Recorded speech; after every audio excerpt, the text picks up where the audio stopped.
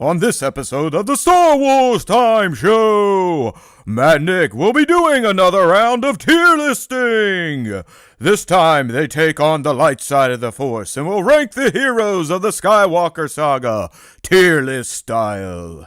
Is Din Djarin in S tier? What about Ahsoka Tano or Cassian Andor? How about the twins? Bad intro. Hold on, we'll be back. Stay tuned to find out where your favorite heroes may land. Of course, they'll end the show with the question of the week responses and the latest round of Top Star Wars franchise. Punch it, Chewie.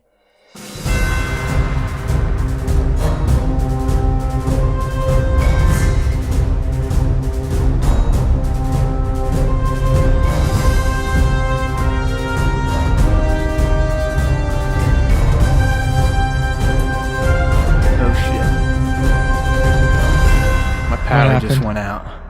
Well, you're still here. It's back. I mean, I've got the important stuff on a UPS, but that was kind of shady. Hey! Oh, boy. Live streamers, you're getting a treat this week. I mean, I guess you'll hear some of it on the podcast-only version, but that was a very interesting intro there. Hey, now! Not only were we playing last week's intro on the stream, but towards the end of it, my power went out. So, yeah! Welcome to the Star Wars Time Show. Hey there, Google Home. I'm glad to see you have some juice again, my friend. We're here. Hopefully, I'm here for the next 2 hours or whatever we go. Power turning off with no storms outside is definitely concerning, but it flicked right back on. So, ready to rock. Holy crap, was that disastrous. You gotta love it though, right, Nick? I mean, but hey, it's the Star Wars Time Show, right? I mean, that's how we roll. So, hey, welcome back. Man, that threw me off. All right, hey, it's all good. Like I said, if you're not new here, you get it. This is kind of how we are. Nick, I was actually, as I was taking a leak pre-show, I was thinking back to when we first started doing the live streams, and you know, we'd podcast literally in the middle of the fucking day, stream from 2:30 to like 6:30. You know, we had some marathons back then. We had some long ones. And we'd go so long, we'd have to take bathroom breaks without breaking, so someone would have to vamp, and we had all sorts of technical issues. Mics would drop out, I'd drop out, Nick would drop out. That's all kind of resolved itself. But today, just to remind us that we are the Star Wars Time Show and we kind of suck and we're basic, it reared its ugly head again. But hey, here we are. Remember, we don't pay the guy that makes the intros anything, so he kind of fucked us this week, and we'll have to talk to him after the show. He took a week off. That's right. Scumbag. What a scumbag. But anyways, hey now, let's get down to it. We got another fun show today. We're doing more rankings. Will we keep ranking next week? I don't know. We'll have to look at the special list. We have done tier battles. This will be the third week in the row here, young Nick, so it might be getting a little tired, but the fans seem to have fun with it. And if anything, we get some great clips to share throughout the week on our other platforms, so don't forget, even if you can't stomach an entire Star Wars Time Show, either the live stream version or podcast only, we're trying to find what AI thinks are the best clips from each week. We usually get around, 10 to 15 out of a show, and they'll be showing up on YouTube as shorts, TikTok, Instagram. You know what to do. If you want to check all that stuff out, the best place to go, StarWarsTime.net. All our links are there. Easy peasy. If you do want to join the live stream, we'd love you to come in here with Divided Skywalker, League of Extraordinary Sixers, Nova Toymation. Bat was in here for a little bit. Don't forget, Wednesdays, 5 p. Eastern, as close as we can get. Usually the as close as we can get part, youtube.com/Star Wars Time Show. Woo! All right. Get all that out of the way. So this week, not a ton of really news to cover. Last week, we had the Sigourney Weaver story and some other stuff to riff on, canceling of Acolyte a few weeks ago. There's a little ditty to get to, but first, like we've been doing, how about a little Ask Us Anything from the fan group here? Look at that. We got Mr. Smith joining in. Let's go ahead and switch our screens up. Top secret cover is off. We've got the questions, Nick. There's some decent ones this week. A few too many from the Spencer family, so they've been archived for a rainy day. But Yeah, we're gonna bring him back. we're going to start with Scion XTC, a longtime listener, Captain Fando. With summer coming to an end, favorite summertime memory, childhood or adult, Nick? I mean, my favorite summertime memory is probably when I was a young teenager, so 13, 14. My family would always take trips to Disney World. Like that was our thing. Once I turned 10, we started to do like a yearly summer trip to Disney. And during that time period when You're I not was the youngest going, though, right? no, I'm the oldest Okay. in my family, but we would go more often than not. We would go with our cousins. So Okay. it would be like my mom, my dad, me and my brother, and then we would have like 2 or 3 of my cousins that were going with us as well. And all of my cousins were older than me. So we would go, and during that time in Disney, you had to pay to go to the park after hours. Now, if you stay on grounds in Disney, you can go to the park after hours for free. You don't have to pay to get in. But back then, you would have to pay an extra $20 or so, like $20 or $30 to get like the extra extended hours, which meant when you did pay to go, the park was empty. So it's like you can go on any, and it would stay open for like 3 hours. So like the park would close at 9, and it wouldn't and then it would reopen at 9 for people who paid, and then it wouldn't close till midnight. So we just had like free reign of the park. Like me and my cousin Joe, we would like ride all the rides multiple times. And one of my favorite memories was we were riding Splash Mountain, and that was our favorite ride, and it still is one of my favorite rides. And there was nobody else in line, so they just let us stay on, and we rode the ride 9 times in a row. Oh, heck like yeah, we dude. just did not get off. So that was probably one of my favorite childhood summer memories. Man, that's a very poignant one. I like I said, I think I've got too many holes in my brain, especially the older I get. A lot of shit's been deleted for, I guess, adding new memories, just, the adult way, the poison way, the booze way. I don't know, man. Like, if we're talking summerhood, I had a lot of great memories from when I grew up in Pittsburgh.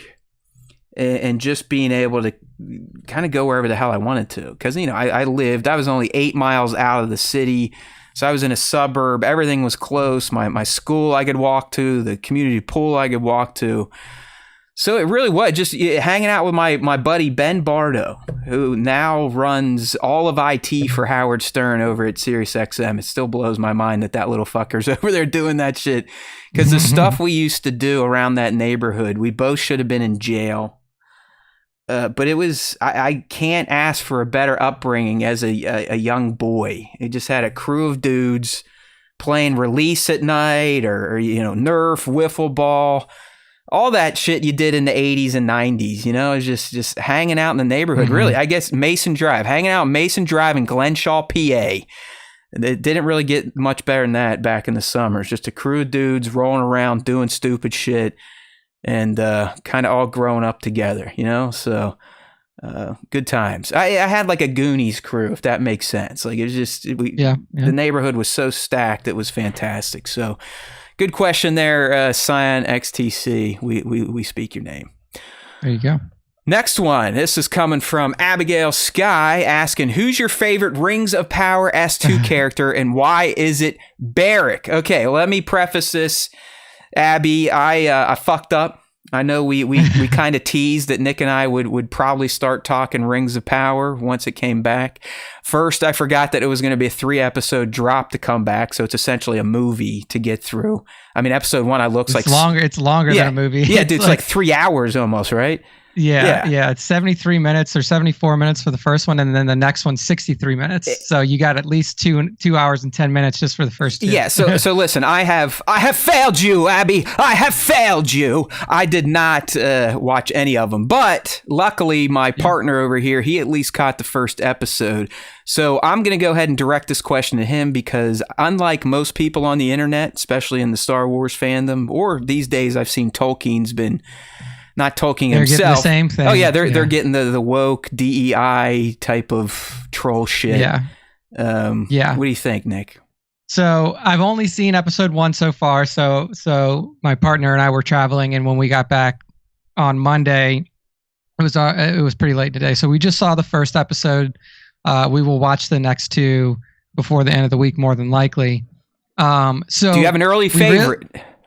So that's the thing, is we haven't really met any of the new characters for season 2 yet. It seems like the character that Abigail is talking about is like one of the featured horse characters, which I've heard a lot about, and like how they're already leaning very heavily into Tolkien's love of horses in season 2. But as of right now, That's right. I mean, Shadowfax, the horses themselves were a race, sort of, right? Yeah. Yeah, like the Maras and Shadowfax was like the Lord of Horses. Yeah, okay. So like the Maras were like a very specific race of horses, like I guess you would call it like legendary horses, godlike horses, something. Yeah, like that's that. right. They were not just a horse. Yeah, exactly. So Shadowfax was the Lord of the Maras. All right. But my favorite character still is probably Galadriel after episode 1. They've leaned even more heavily into her being this very stalwart figure in maintaining the stance of staying in Middle Earth and protecting the people of Middle Earth from Sauron. Knowing now that Sauron has returned, like in that information's already gotten back to Gil-galad, and obviously Elrond knows. So right now, after episode 1, my favorite character is still Galadriel. Is but she, that could shift. I mean, I know we're like an age out still, but is she transitioning? Have you seen a more of a transition towards Cate Blanchett's Galadriel? Oh no, she's not still yet, warrior elf. Okay. Yeah, and this is from what I've seen at the end of the first episode. They give you like a here's what's coming in season 2. I don't know if we're gonna move very close to like Lothlorien. Well, yeah, I mean, because that's third age Galadriel, right? Like, I mean, that's like third age after the battle of the exactly. Yeah, okay. A battle of the final alliance or the last alliance. So it's still Galadriel, and I think that everything that I've seen in this show so far, even though it's just been one episode, has been like better. Like I really enjoyed season 1. I mean, there were a lot of trolls. You did not rewatch, right? We covered that. You did not. Okay. Yeah. Did not rewatch. Now, after you saw the first episode, do you feel like you missed out on not doing a rewatch, or do you settle right in and you got it? No, yeah, I was ready to go. I mean, they do play a recap, so they'll give you like a 2 or 3 minute long recap. Yeah. Yeah. Well, I did what I told you I'd do. Friday night late after a couple pops, I found like a recap on YouTube. I was like, okay, I pretty much was in line with this shit. We're good. Yeah. But yeah, it's okay. I'm really impressed with the show. I mean, episode 1 got off to a fast start. Not like super action heavy, but like setting the scene really well for where we will be, and then preparing character introductions for. I mean, I'm not spoiling anything here, probably because it was but like setting you up for the introduction of Anatar, which is Sauron's fair elf form. So, and Nick, just through the first episode, because wasn't it at the end of season 1 they kind of made it that Hallbrand was Sauron? Yes. So is that still a thing? Yeah. So that continues in episode 1, but in episode 2 that will change to where he will become Anatar. Got you. And that is Sauron's fair elf form that he uses to trick. Not Gil-galad, but what the fuck's his name? Celebrimbor. Right, the master smith, the forger. Okay. Yeah. Yeah, I need to brush up on my Tolkien lore. It's been a few years since I was knee-deep in that shit, and I probably should have tuned in more to what Beyond the Dune Sea just did the past month, because they did deep dives into the 3 movies there, so... It is a great universe. I will get there. Abigail, don't worry. It just, it was Labor Day weekend, fantasy football drafts coming out the wazoo. Had to play some bucket golf. Ohio State football's back. Football's almost back. So excited. Yeah. Football! Tomorrow, first game. That's right. It's Thursday. Speaking of that, can we just get to the point where we only start the work week on Tuesday? I wish. Like this, I fucking love Mondays off when it's like a national holiday, because the week literally feels like it's over, and I like that. I don't like the work week, okay? Sorry. Shoot me. I guess I'm not purebred American. I don't think I am awesome because I work 60 to 80 hours a week. I want to get more European because that to me is a more ideal human existence. 30, maybe 35 hours, a few weeks off every year. Come on, let's do it. That's right. Football is back. Now we can start opening the show like Pac McAfee. Right? And then God. football! Yeah. Seems like everybody wants that dude fired now. And I mean, he's a coked up idiot that looks like an idiot on TV. So he keeps himself in the news cycle. He's good at that. I like McAfee. He's not on Shane. He's a big weed guy, believe it or not. I don't know how he gets through the day just eating edibles and smoking throughout his show, and he still has that energy. So Nick may be on to something, but I think that they've already come out and said that they've caught him using cocaine. Okay. So I don't think it's like a big surprise. Yeah, and I'm sure he was like, "Fuck yeah, I do." I mean, he definitely doesn't hide from this stuff, and that's why I kind of like him. I mean, some of the people he platforms aren't my favorite, especially when they go unchecked, but I do think he's somewhat entertaining as a sports broadcaster. He's definitely, I mean, they are way bigger bozos than we could ever pretend to be, yet they got paid $85 million a year, so good for them. Yeah. All right, next question. Good one there, Abigail. Michael Kramer, 98, Mr. Clemson, best comic relief character in Star Wars. Let Nick go first. That's a hard one. I like right now, I mean, people like, I don't really care what people think. I think it was Babu Frick. I think Babu Frick in episode 9 was such a welcome like piece of comic relief that stuck around, and it's probably one of the most fondly remembered characters from the sequel trilogy. And just like the introduction of the Anzellan race and like how they have like, as we saw in the Mandalorian and Grogu trailer, like they're going to continue to use those characters. So I really did enjoy Babu Frick as a piece of comic relief. I mean, he was good enough that they decided to bring his race back into the franchise, or at least not reboot them, but give us a little more history with them by bringing him into the Mandoverse. I get like Divided Skywalker says R2, and I guess I never really considered R2 like a comic relief character, but that is also here's really where I'm good. going, because I'm kind of on the same path as Divided here. It's not R2.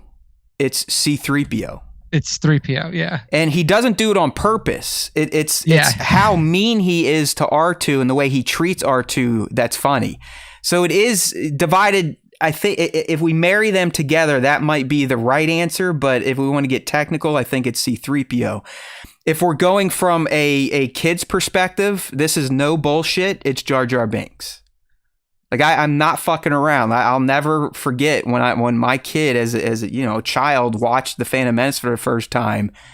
He was the shit.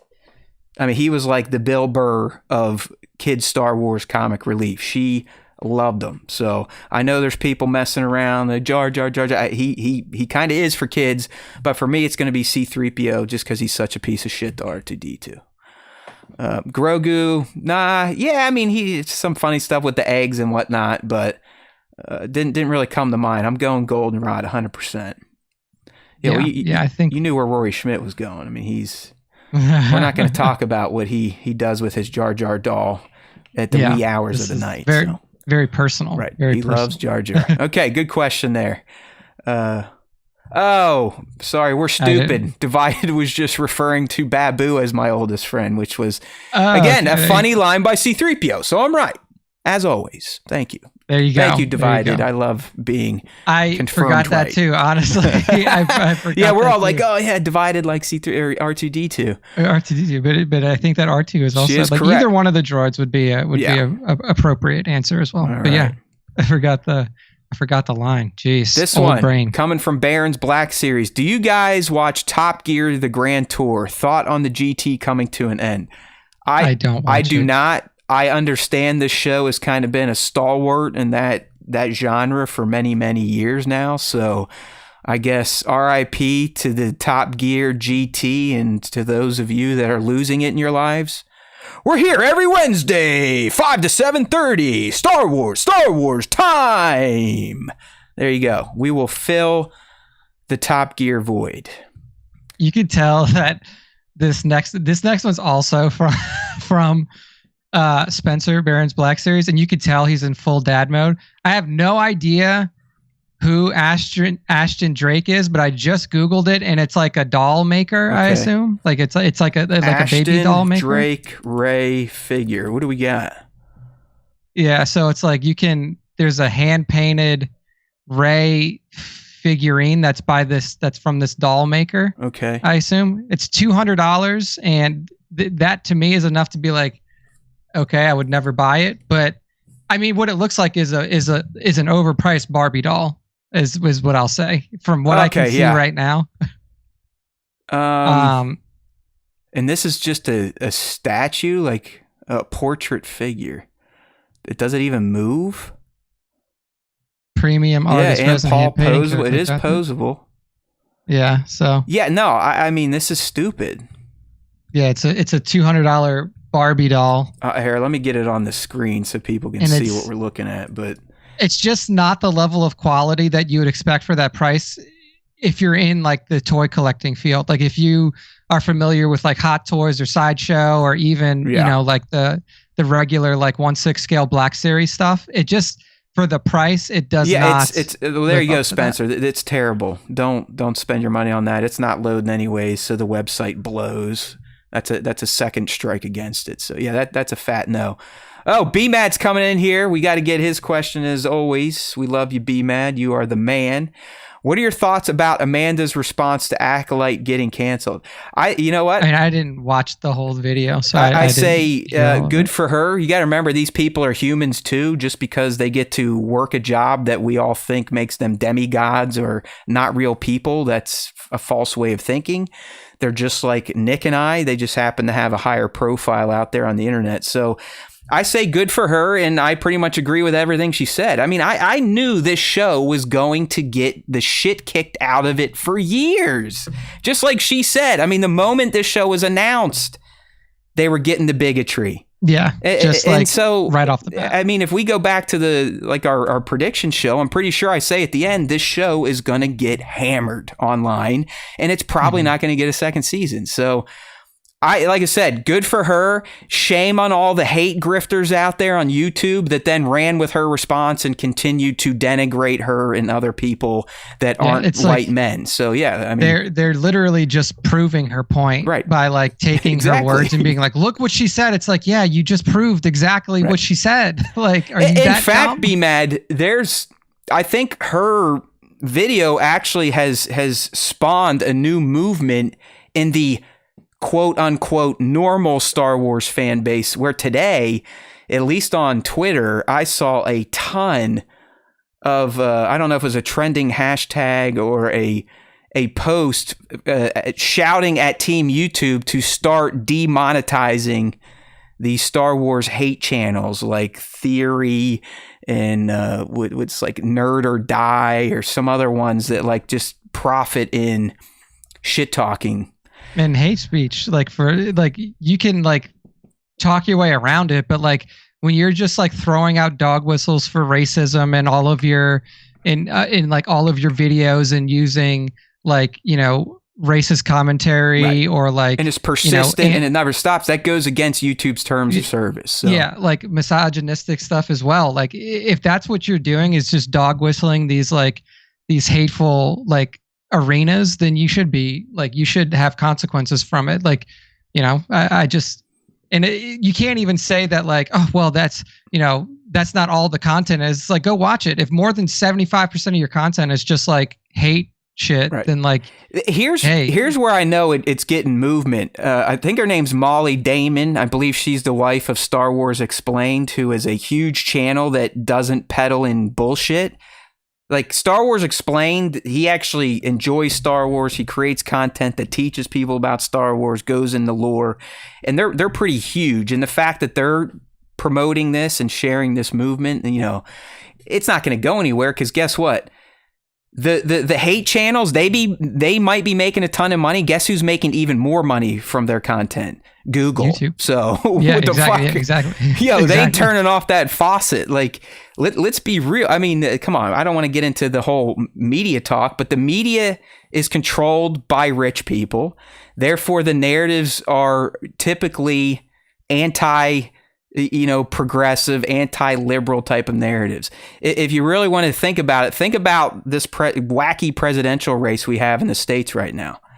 2 months ago, the news could not talk about how old Joe Biden was and how dumb he is, and he's too old to be president. We now have a 78-year-old and a 59-year-old. They haven't made a peep about Trump being too old.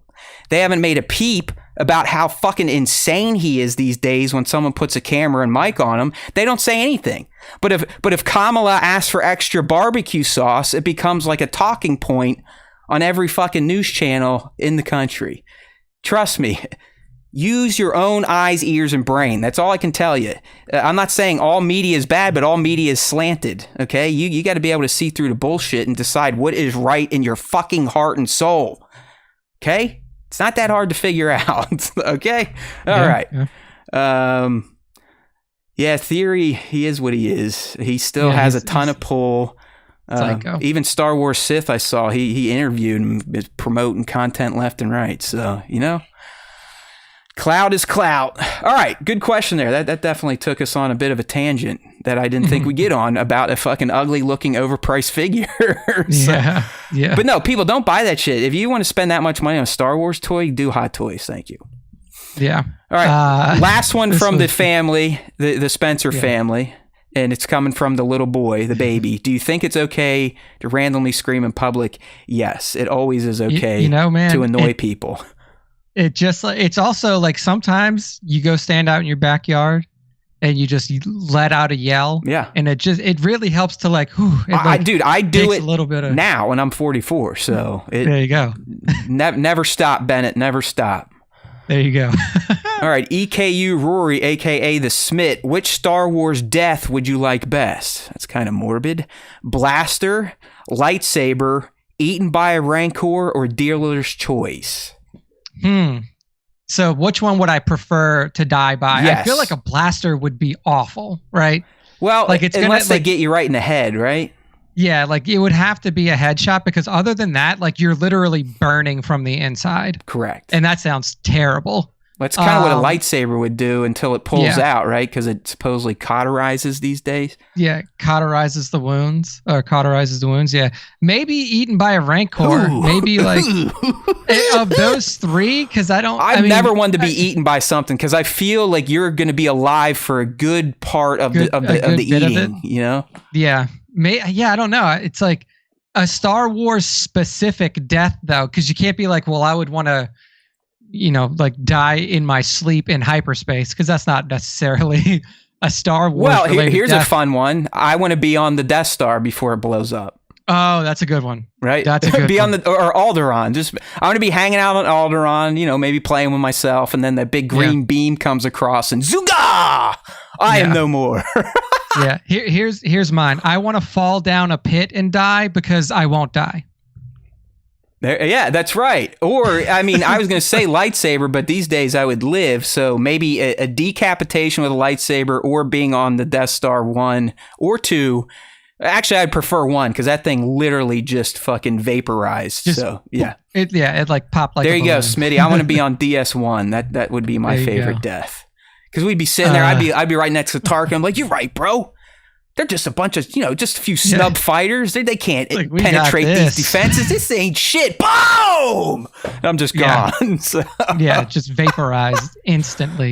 You people are fucked up. All right, next question. Nova Toymation. Should the new Rey movie have a scene with a Jedi Force Ghost visitor, or would you prefer that they get away from that to separate itself further from the Skywalker saga? For me, I think that the Force Ghost stuff was obviously it was. She is a Skywalker though, so it's Skywalker saga anyways. So. Yeah, it was established in the Skywalker portion of Star Wars, but that's shown up in so many other places. It's shown up in KOTOR, it's shown up in like Old Republic stuff as well, like Old Republic stuff outside of KOTOR books and everything that it just kind of seems to be a thing with these Jedi. Like the ghosts can't let go; they got to come back and hang out. Yeah, so I think it would be valuable. I think the big question is like, who is her ghost, right? Like, well, Luke is already her de facto ghost because he did that in Tross. I mean, would you? But do you get a Ben? I was going to say, would you want a Ben Solo? Yeah. Would that even make sense considering they only became friends during the last 10 minutes of the movie?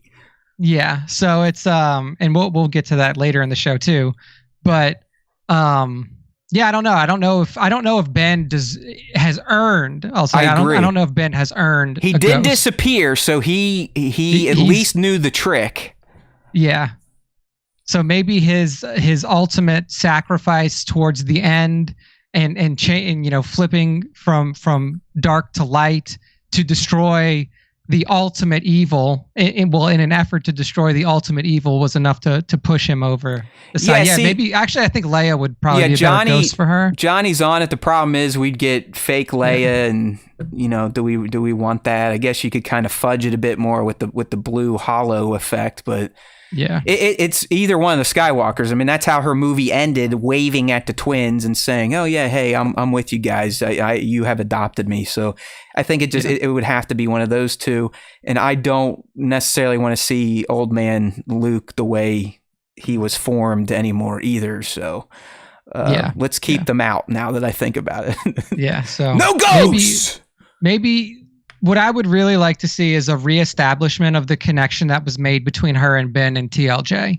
Because I think that was super powerful, like that ability to kind of, through Snoke, Palpatine, whatever you want to call it, but like reestablish that connection, except over he's now passed, but they can still have this method of communication. I know we were kind of making fun of the Ben pick early, but I think it could be done in a meaningful way, to where he clearly has learned his lessons. He's going to have knowledge now that he's been hanging out in the Force, and could definitely be an ally there for Rey, or someone that she could kind of sound ideas off on. Yeah.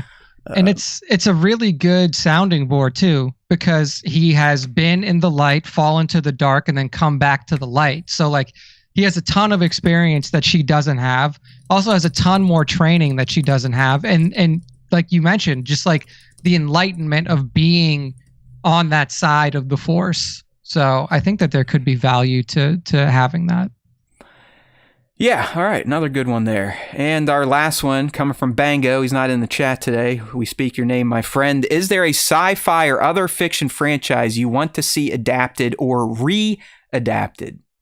Yeah, there is. And I will say this with a caveat. So I would want Ender's Game to be redone. You did not like the Harrison Ford version. So Taylor and I watched that about a month ago. Yeah, because it just hit Netflix or something like that, right? Yeah. So she had never seen the movie, and I was like, look, the movie hits some notes and misses most, but like the parts that it hits, it really does a pretty good job. Yeah, I never hated the movie. It was never like, oh, that's awesome. Let's watch it a ton of times. But I think that Ender's Game would be great for like prestige TV style, like limited series on Netflix, like 8-hour long, 45-minute long episodes, because that book is dense and that movie skips around a lot and you miss a lot of time. But I would stop it at Ender's Game, because after that, like, first off, like Orson Scott Card is like nuts, and like his rhetoric starts to get really kind of weird in the later films. Or in the later books.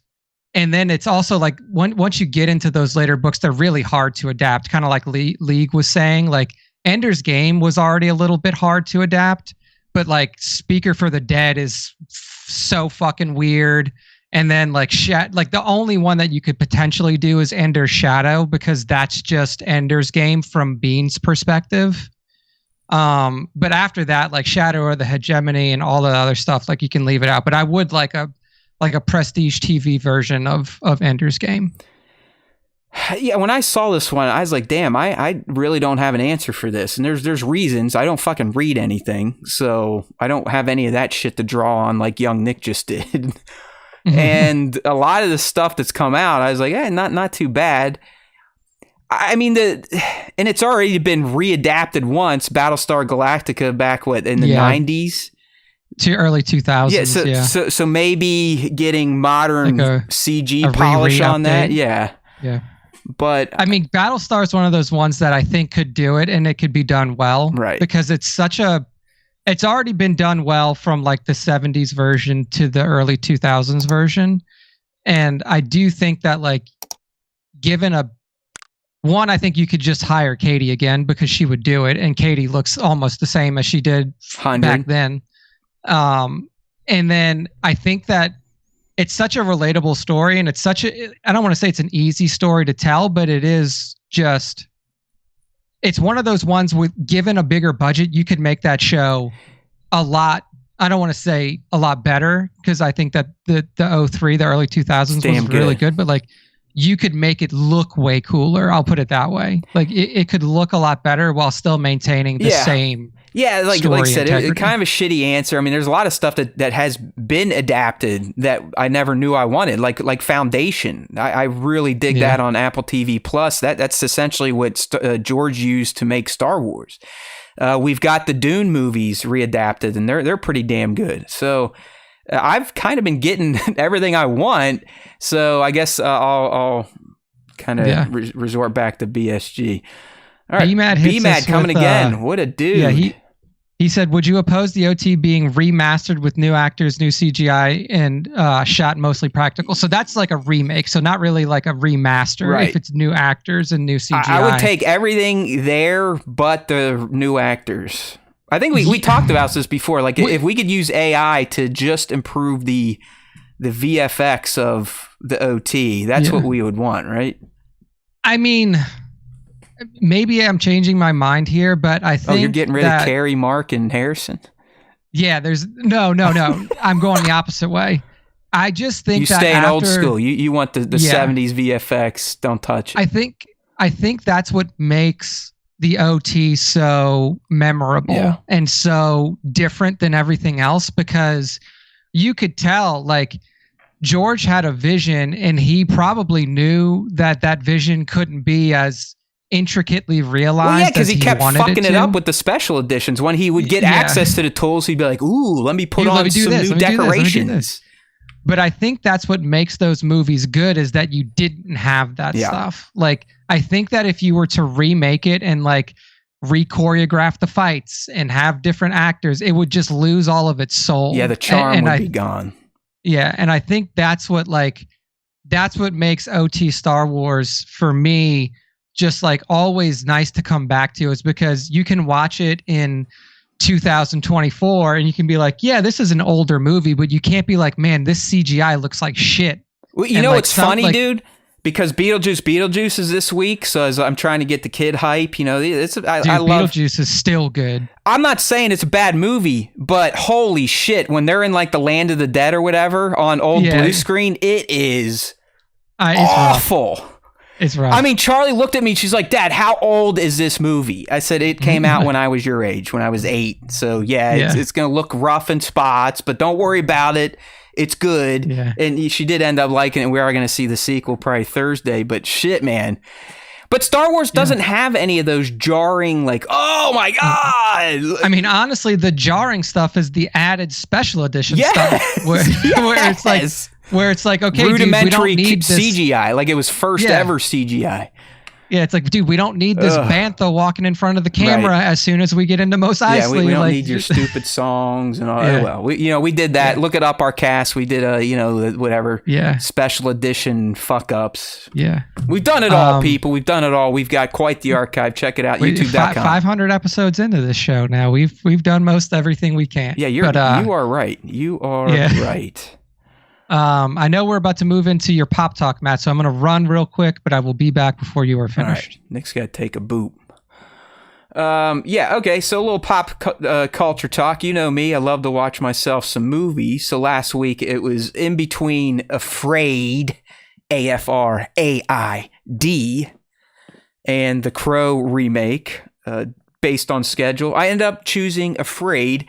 And the reason I kind of took a flyer on this one, it's from Blumhouse. I mean, Blumhouse, they made Megan, The Black Phone. They put out some good stuff, especially movies that, supposed to scare you a little bit. So Afraid, it really plays on the concept of artificial intelligence and how reliant humans are becoming with it, and some of the problems that can happen. This family, they kind of are asked to demo this AI, and shit gets a little weird.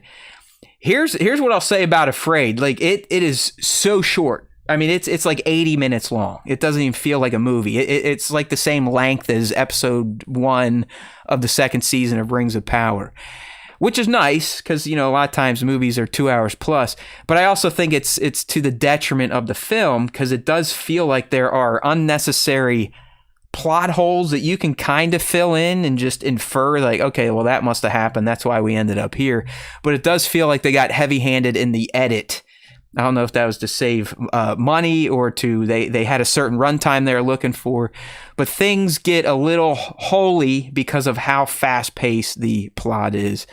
But ultimately, it's nothing you need to see in theaters. If it pops up on one of your streamers that you're already paying for, it's a fun kind of what if AI type of movie, and being a tech geek and someone that uses AI pretty much daily these days, I kind of dug the concept, if anything else. The only other thing I wanted to talk to you all about, last week, neither one of us had grabbed Outlaws yet, and that turned out to be a blessing in disguise based on some of the early release version glitches that were out there. So I did pick it up. I picked up Outlaws on launch day, so it came with the the not game-breaking patches. I'm playing on PS5, which kind of hurts. I've always been like, listen, I've never been into the console fanboy wars. I've just always bought them all if I could afford it, because why not have them all instead of pretending that one's better than the other and you're better than other people because they don't have your console. All that shit's stupid. But I've just always kind of gravitated towards Xbox platform. I like the controller better. I like their interface better. But over the past year or so, I've really kind of disassociated with Xbox and have moved into PlayStation 5 territory. And the reason for that solely is that damn PS Portal device they put out last year this time, that myself and I think everyone out there that games was like, this is kind of stupid. Like, you want us to buy a $200 screen with a controller built into it so we could just remote play our PS5. And guess what? It ends up being kind of ingenious and allows me to game around the house, game outside. So that's why I'm playing on PS5. So anyways, Outlaws. I think I'm close to 10 hours in. So I have not beat the game, but I think I have enough time in the game to give you a pretty valid critique, if you will allow me to do that. Don't worry, B-Matt, I got the Portal too. I love it. I absolutely love it, and that's why I game mostly on the PS5 now, so I can just sling them to that thing and sit out on the deck. But back to Outlaws. Loaded up Friday night after a few brews, got through the prologue mission, and made it to the first planet, which is Toshara. And I haven't left. I literally have not left Planet 1 in over 8 hours of gameplay. So what does that say? Well, it says a few things. To me, it says the game is very engaging and compelling, and its open world does kind of promote you just dicking around on a planet, driving around on your speeder, seeing what pops up. Seeing if you can unlock any missions, any random events to get mixed up in. I dig all that kind of stuff. League is asking, is Outlaws the new SWTS for you? I don't think anything is ever going to eat up that much life that Star Wars SWTS did, but Outlaws has definitely become the game I play every day. I even put Final Fantasy VII Rebirth to bed for a little bit. I'll finish it here in a few months. But right here, Outlaws, it has kind of taken over the obsession with gaming. And it's for the reasons I'm saying. Like, I'm over 8 hours in and I haven't left the first planet because I'm like, oh, do. I'll go, oh, look, there's something. I'll go do that. Oh, there's something. I'll go do that. Oh, there's something. I'll go do that. Oh, if I find that, I'm going to get a better pouch, meaning more back to tanks. Sweet. So it definitely has that open world, ooh, look at that, I want to do it feel. Almost so much so that people like Nick and I, it might end up burning us out because I have a hard time going to the main mission. Like I'm refusing to progress the story because I like farting around on the first planet. Visually, I think it's amazing looking. It really does look great. I mean, the world looks fantastic. The lighting is absolutely marvelous. I don't do photo mode, but I'm sure to produce some pretty looking shots. I'm digging Kay. I like her story so far. Speaking of the story, it's also quite compelling. Remember, we're in between Empire and Jedi, so the Empire is like peak pissed. All right, they are not happy here. They lost the Death Star a few years back. They've really started cracking down on the galaxy. No real spoilers, but let's just say Kay kind of gets herself mixed up in some shit on Cantonica during the prologue that loops in not only the criminal underworld, but we're talking the rebellion and the Empire. So stories there, visuals are there, the open world is there. Here's where I have some issues with the game, and if you've read the reviews, you've probably heard these. It is overly reliant on stealth gameplay. If you're someone that loves stealth, I honestly haven't ran into this much required stealth since the Splinter Cell series. I mean, it is that hardcore. Any area you walk in and your HUD turns to restricted, if you set off an alarm, it's like batting on a hornet's nest. You are fucked. Yeah, you can sit there and try to shoot your way out, and you could end up shooting. I think yesterday I counted, I shot 50 pikes after setting off an alarm and then turning it off. But here's the problem. They keep coming. So there are no real shoot 'em up options for the most part in this game, which kind of bothers me. I want the choice. If I want to walk into a fucking syndicate's base and start fucking lighting it up, I want that to be my choice, but I still want the option to finish the mission. And here's my point. They make it seem like you can go in and pop off on some of these missions, Nick. But let's say it's to find a treasure or something you need and it's in a safe. Guess what? If there's an alarm going off, even if there's no fucking enemies in your vicinity and you could definitely open that safe or that chest, it says, can't open right now, in combat. And that shit is, I'm just like, no, this is dumb. If I want to be the idiot that walks into a base 1 versus 50, let me be that idiot. But you should also let me finish the fucking mission after I light things up. Like, don't keep the shit locked because I chose to go in guns a-blazing. Now, here's the other thing. They actually have missions where it is for stealth and dead if you get caught shit. So if you don't like that type of stuff, that also makes up the core gameplay. A lot of the story gameplay is you have to be stealthy and not get caught at all. So that stuff kind of bothers me. I don't have the patience for stealth. It's not that I think the gameplay or the genre is stupid, because I get it. Some people love stealth. They love sitting there and spending 30 minutes to walk fucking 30 yards. They get off on that. I do not. I am the guy. I'm Chief Matlu. I am a berserker. I'm always a tank. There is no strategy. There is no sneaking around. There is no ninja shit.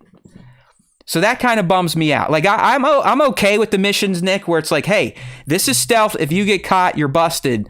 That makes sense. But if I'm on a random mission and I want to go in guns a-blazing, let me do that and don't gate it because I set off an alarm and now for some reason, even though I just literally murdered 50 plus pikes, bodies are piling up in front of me. You're not going to let me open the goddamn chest to finish the mission? Fuck you. All right. But outside of that, and here, I guess this speaks even more volumes for this game and how much I'm appreciating it. Even that shit's not turning me off. Like, I want to get in right now and go fuck with the pikes. I love fucking with the pikes.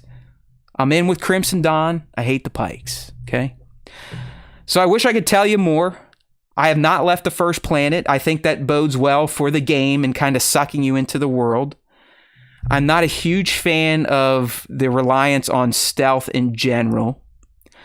But outside of that, it is that open world Star Wars you all have been looking for. It 100% is. I'm not getting all the goofy glitches. I think they fixed all that for the poor bastards that spent $40 to get it early. They were like live QA for the rest of us. But it's fun. I'm excited to kind of see where the story goes. I definitely need to get my ass off of Tushara and move on to the next planet. But I'm digging it, and it's a shame that it launched early, because now that's all people are going to think about. And it's also, again, because it has a female lead, it is getting that woke DEI label placed on it. So watch out for that shit. I got no wokeness in this unless you just don't like playing a female character as a white man. Outside of that, I think Outlaws is well worth picking up. I'm not mad at Nick for waiting. I wouldn't say it's like a 8, 9, 10, you got to play this or you're missing out on like a cultural moment. But it is pretty much what we were hoping. It is that open world Star Wars. There is a lot to kind of keep you going, even if you don't want to do the story. Just watch out if you're like me and you have a little impatience with stealth. I'll leave it at that. Yeah. There you go. Yeah, I will get the game when it's on Steam, because like I said last time, I have Steam credit and I'm not gonna like pay for it when I have the ability to get a free game. So yeah, no, listen, like I would tell you, like, no, you need to tap into the emergency funds. I mean, you are going to start a job soon, but I still. I really think the game is what it's been getting. It's 7.5. It is feeling like that. But to me, that's still a worthwhile game. It is Star Wars. It is giving us that open world.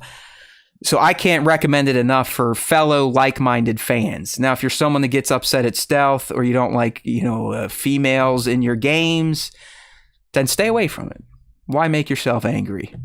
But I'm digging it. Yeah, Doty, I mean, if it were up to Cam Anita, he would tell you to never stop playing BG3. I mean, he's like would you have like 100 plus hours in your Baldur's Gate 3 run? Yeah. I had like 150 hours or something like that into Baldur's Gate 3, which is, as you know, that's a hefty amount of time for any game. Yeah. For any game. Yeah, I know Mando Pirate's playing. He's trying to get a good rep with all the syndicates. I just can't help it. Like the pikes suck. I mean, anytime I'm around them, if I can shoot them, I shoot them. So I'm bad rep with them. I'm hoping to get terrible. I'm in good with. I definitely, all I care about is getting in with Kiara in Crimson Dawn. Fuck the Hutts, fuck the other ones. We'll see what happens. But I plan to keep playing it, and hopefully I can get off the first planet by the end of this week. Okay? But it's very ADHD, like, oh look, I'll do this, I'll do that. Last thing before I stop on this, I will say this, just make sure you're paying attention to either the auto saves or your manual saves, because this game seems to do whatever the fuck it wants. Case in point, gosh. I beat 2 just like mini bullshit, not even missions, just, hey, find this gear. Fell off a cliff. See ya. Didn't even count like 30 minutes of gameplay. I was like, that makes sense when you complete a mission, no autosave. Yeah, that's cool. Yeah, thanks, I mean, like, massive. That's not okay. That's not okay, right? Like, you should definitely have autosaves after you finish something. Yeah, like I mean, that. if you find crazy. Something and that was the mission goal, right there, the autosave should kick in. Then if you fall off, you go back to that point. Not treat me like I didn't even play for 30 minutes. But listen, I can't be mad at it too long. It's a beautiful world. It's a Star Wars world. It's as Star Wars correct as you get. You can just walk around, look at the environments, have a good time. I'm telling you, like I said, people that listen to this show more than likely are going to very, very much enjoy Outlaws. All right. There we go. Moving into a little bit of Star Wars time here. We got one little ditty before we get into this week's rank off. That's right. It's not a wank off. It is a rank off. We're going to tier list the Star Wars heroes. We're going to have some caveats coming at you because of the holiday this week. Nick and I didn't have as much planning time, so I kind of had to do some things before he could chime in, and we just agreed we're going to go ahead and call the list a bit, throw them right into D tier to start, so we have a bit more manageable to get through. But before we get there, we got some news on the Ahsoka Season 2 production, and it's not going to be good news if you were hoping to see this in the near future. Apparently at Dragon Con this past week, so in the end of August, Natasha Liu Bordizzo was there, the actress who plays live-action Sabine. And on the panel, she was asked, like, hey, you're going to be at Dragon Con next summer? And she said no, because I'm going to be shooting Ahsoka Season 2. So they're not even going to start filming until the summer of 25, which means at best you would get Ahsoka Season 2 the fall of 26, which may make sense if Mando and Grogu stays on schedule and releases May 26. That'll be our spring Star Wars for the year, and then we'll close out the year with Ahsoka Season 2. And really, I said this to Nick, and as you know, Mariana's saying here, this is one of the other problems with these streamers, is they literally put at minimum, Nick, at minimum, 2 years between seasons. Yeah. Rings of Power, 2 years. Ahsoka is going to be close to 3 years.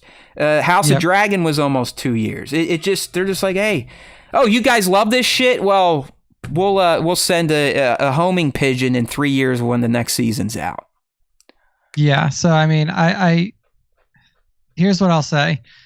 We talked about, the budget issues with these shows before, and I feel like this is kind of their way of getting around it. It's like, okay, fine, like, we'll have a second season, but we're not going to have a second season for a while. Like, we'll have a second season when we have the budget to have a second season. Which you could look at it two ways. Would you rather wait 2 years to have season 2, or would you rather not have a season 2 at all? Yeah, that is that. But I'd also, Nick, we said this before, I would like to go back to the land of TV where you just got the second season the year after, every fucking year. Yeah. I mean, I definitely agree. And I think that back then there was a lot more flexibility when it came to how TV shows were made and how TV shows were greenlit. Like, typically back then you had a 2-season minimum. Like, you would have 1 season of TV for a new show and you were already guaranteed a season 2 regardless of what happened. Like, it was very, very infrequently that you would see shows canceled after 1 season. Like, Fox started to do it, and Fox was really the first one that I noticed that was like, they were canceling shows like mid-season 1 run towards the latter half of like the 2010s, right? And like the 2010s. But most regular networks you'd have a 2-season minimum. If it didn't work out after 2 seasons, bye-bye. Like, that was it. Now, but the big difference is the budget of the shows. Like, back then you run a season of CSI or something like that, it may cost you $15 million to make the whole CSI, season. I would not compare to Star Wars, so I looked up Lost, Nick. The pilot was $14 million, and then subsequent episodes were $4 million per. Yeah, so it's still a lot less than Star Wars shows were, by a significant margin. Like, I don't think that's accounting for inflation. We're talking about a show in the early aughts. But yeah, I mean, listen, the streamers still cost more money. It's not like they look that much better, to be honest with everyone. I mean, what show were we just talking? It could have been on CW. I forget. What were we just talking about? I don't know if it was a Star Wars show or another show we were watching, or maybe even a movie, but it had like CW level effects. Yeah, either way, this is where we're at. I mean, even if a show bangs on a streaming network, you're still going to have to wait probably 2 years to get a second season. It just kind of sucks. Yeah, it sucks for sure, and I mean that's gonna inevitably delay the like the movie, like that's gonna delay the crossover movie. So we probably won't see that until 2026, 2027. Oh shit! I mean, that movie isn't even. I honestly think that movie, the Rey movie, and Dawn of the Jedi are if not dead, just kind of floating out there in the ether. Yeah. I mean, maybe it's very possible that that they don't get made, and then obviously Taika's movie is still floating out there in limbo. We have no idea if that'll ever get made. Hey, it's out there with Ryan Johnson's trilogy. So yeah, man. It's listen. I mean, the Rey movie was the one that was supposed to be coming out May 26th. That's gone. Mando Grogu, a brand new movie they cooked up in addition to the 3 announced at the last celebration. That's taken its slot. So the original Dave Filoni crossover film announced at Celebration, whatever. That honestly could be 28 to 29 at this point. Yeah. Holy shit. I mean, we'll see, right? Like, we know that there's a lot of budget movement or like budget pullback that's happening on the Disney side. Well, like you said, things. if Mando Grogu comes out, and what do you think? I don't think that has to do the Star Wars billion, but I think it needs to make over $500 million. 600? I would say that the expectation is minimum 750. 750, 3/4. All right. Because you're not going to have a production budget that's lower than your TV show, and your TV show production budget's 200 probably going to be plus million. 150 to 200. Then you're going to tack on at least another 50 to 100 for marketing and ads. That is going to be the interesting part of that whole movie release, is how they market it. Or do they do it like Apple and only market it on Apple devices? But that's the weird thing, because there's no, like, if you advertise this to people who have never seen The Mandalorian before, which is, let's be honest, it's a majority of people who have seen Star Wars. Like, the most amount of people that that's ever watched a Star Wars TV show, that at least from the numbers that we can see, average of 25 million people. That's not enough to crack a significant box office in the billions like we saw for the entire sequel trilogy. So most people who saw the sequel trilogy don't even know who the Mandalorian and Grogu are. Maybe from memes, maybe from just like internet chatter, but most of them haven't even seen the show, more than likely. So you're going to be advertising a movie that is the capstone to a show that a majority of your silver screen fan base has not seen. So that it's marketing that movie is going to be real fucking hard. So I'm really interested to see how much they put into it. Prepare for the adventure on the big screen by subbing to Disney Plus the bundle, so you can watch season 1, season 2, season 3, Ahsoka, this show, that show. Give us your money. Don't go. Yeah. Oh well, who cares? It's the same shit. Like, streaming's all fucked up. Everything's going to end up on Netflix anyways. That's pretty much where we're at. They get new networks every week. It was like 2 weeks ago. AMC's like, hey, Netflix, you want our full catalog? Here you go. There's some good shit up there now. Like, if no one's ever seen Into the Badlands, check it out. There's some other good AMC shows that kind of went under the radar. But yeah, Netflix, and even they, like, my cousin's fairly high up there, and he had to skip vacation this year because it was layoff time. Like, he had to do the whacking, not getting laid off himself. Whacking and slashing and hacking. Let's play some Fallout. That was a damn good show. Fun. Hopefully we don't have to wait 2 years for the second season of Fallout. That show was pretty good. Yeah, that all, I guess, depends on Amazon, right? Like, well, it took them 2 years for Rings, so I guess we should kind of expect the same. How they're doing their budget distribution for shows. Well, those like cocksuckers just stealth snuck in ads to Prime members. They're like, oh yeah, you've always had this. Well, now you're getting ads too. Eat shit. You still get 2-day shipping or 1-day shipping. Yeah, I remember when they announced that, and I was like, I mean, I guess, like, what can I say? No? Like, you are an ad guy, though. So, like, let's say Hulu with ads. Do you just get an ad roll at the beginning and then you get to watch the whole show? Or is it like old TV where you'll get to watch 10 minutes ad, 10 minutes ad, 10 minutes ad? It's usually like that, where the ads are interspersed throughout the show. But some of them, so for HBO, they typically do for new show releases where they'll just front load they'll give you like 3 minutes of ads up front, and then you watch the show all the way through. Yeah, because that's what Amazon has been doing. I'm like, all right, if you're going to do the ads, I guess that's one way to do it. Just make me watch 3 minutes before we get into it. I don't think I would like old TV shit where it's like, okay, I'm getting into something, cut, commercial. I mean, the problem with it is, for most of the streamers, is that, like, streaming shows aren't built for commercial breaks, and network TV shows That's what I mean. are. So like, you just get like hard cuts now. Like, it's just like, all right. Well, Yeah. guess what? I'm on the ad plan of Hulu and ESPN Plus, so I guess I'll get to experience it for myself soon. But now, Nick, it is time to experience this week's rank off on the SWTS. We are taking the heroes to task. The last 2 weeks, we did the best battles. Last week, we did the villains. This week, we're going with the good guys and gals and aliens. We got all shapes and sizes here. We initially had a list of 28, and that's what the fans have been voting on. Let's go check in on what they're up to right now. If you're on the live stream, you can kind of see what the fans are at. We got 21 participants in here. Their S tier is loaded. Holy shit. People are kind to the heroes. I guess that's what being a hero is. You're always S tier. Yeah, they got you're S tier in somebody's eye. The fans got Ben and Zeb in the D tier so far. Their S tier is Luke, R2, Obi-Wan, Princess Leia, Chewbacca, Kanan, Ahsoka, Din and Grogu, and Rey making up their S tier. Yeah. So, I mean, good news to you fans out there who are voting.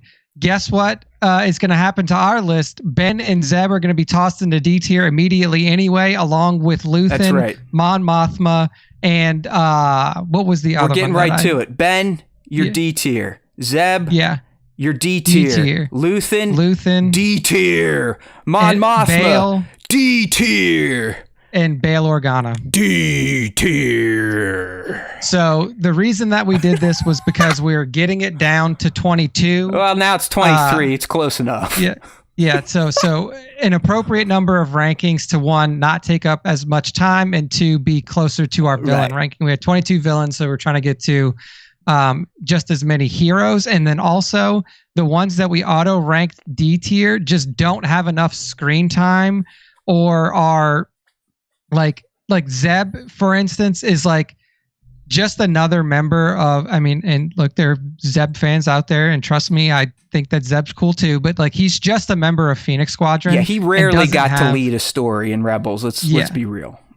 Yeah, so like, he just doesn't have the same amount of cachet, you would say, as like Hera or Sabine or Kanan or Ezra or something like that. So and then with the rest of them, they're talkers who also don't have a lot of screen time. Ben Solo was a character for 10 minutes. So yeah, I mean, listen, if we do this again after Andor season 2, there's a good chance Luthen and Mon might be viable for the list, but Nick was right.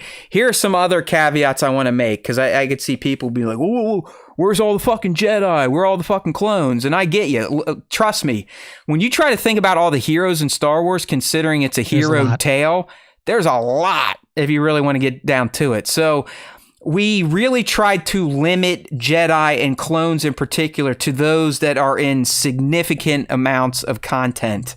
So the only clone we're going to be talking about is Rex, and that's righteous. Don't worry. We have a clone rank ready for some rainy day. We'll do the Jedi too. May even do the Sith. But for, like Nick said, so we're not here till 9 o'clock.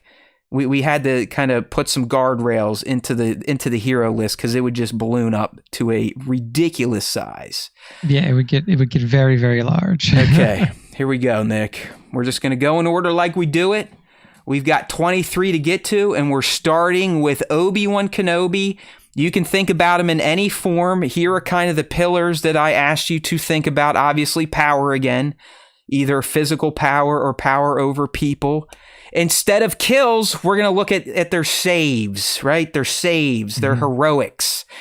Strategy and tactics, still viable. And then instead of pure evilness, their pure goodness, their wholesomeness, okay? That's kind of how we can look at these if we need to split hairs. But what say you about Mr. Hello There?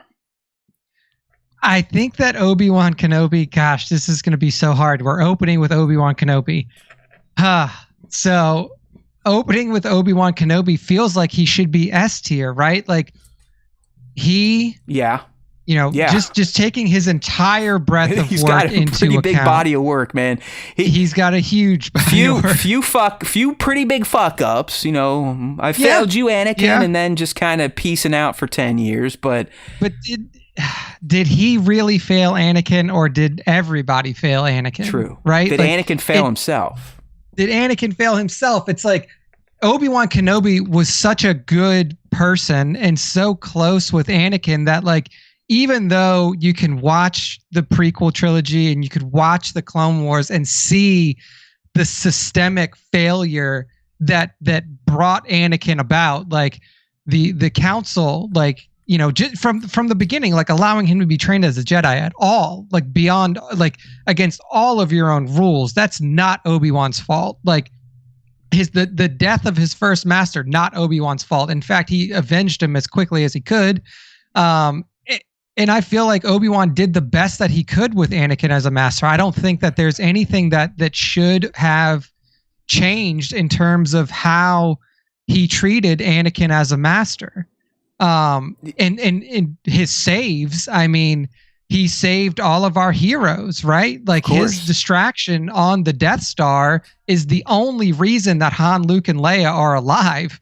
And the only reason that the galaxy is alive, or that the because he trained young Luke. Yeah, he trained Luke Skywalker. And if it was, and you know, that save of Luke and Han as well, like those are key instrumental heroes in saving the galaxy from the oppression of the Empire. I almost feel like he's just an insta S tier. Saved Princess Leia as a child. Yeah, saved, like in the Kenobi series, saves Princess Leia. Helped the hidden path escape the Empire.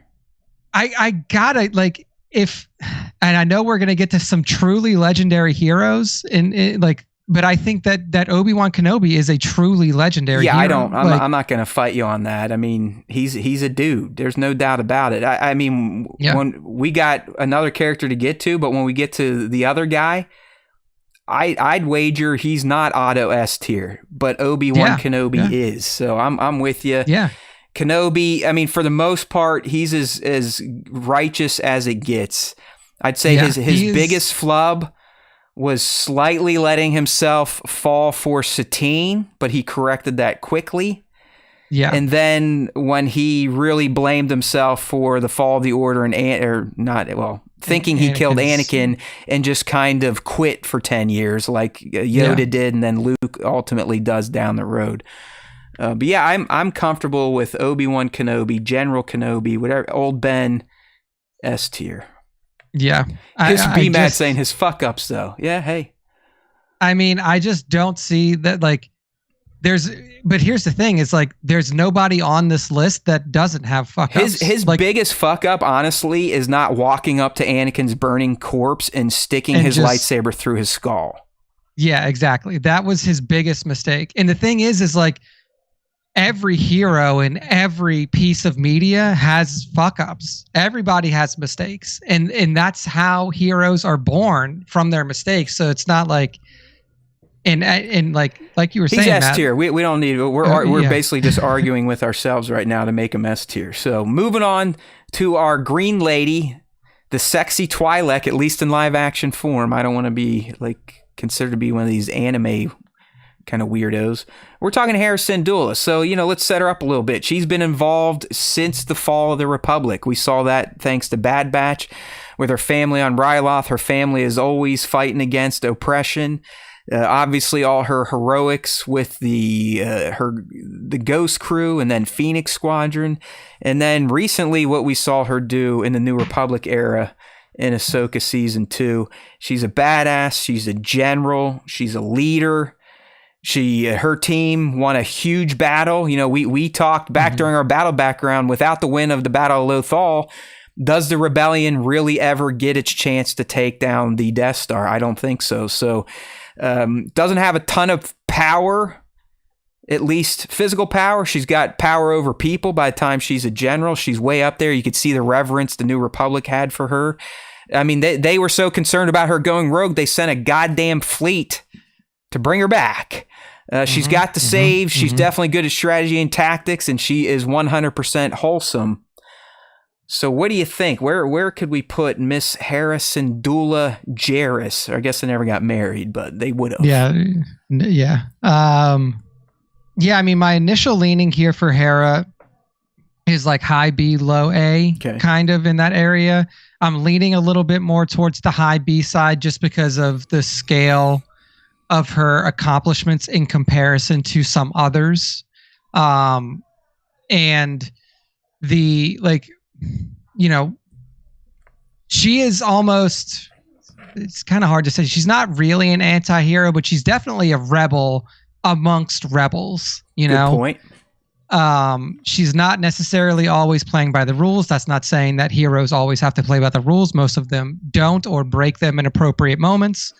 But for me, it's just it's more of the scale of her accomplishments and the limited, at least from what we've seen so far. Like obviously, Hera is going to be involved in Ahsoka season 2.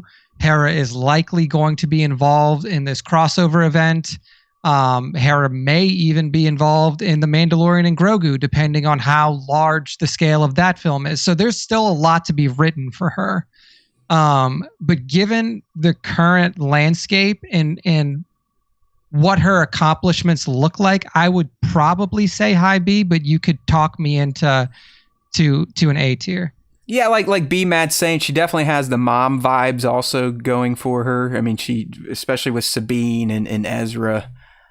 I'm kind of with you. I can't necessarily bring her into A, because really her one singular accomplishment is forming the Ghost Crew, joining Phoenix, and then the Battle of Lothal. I mean, she's directly responsible for a lot of those victories.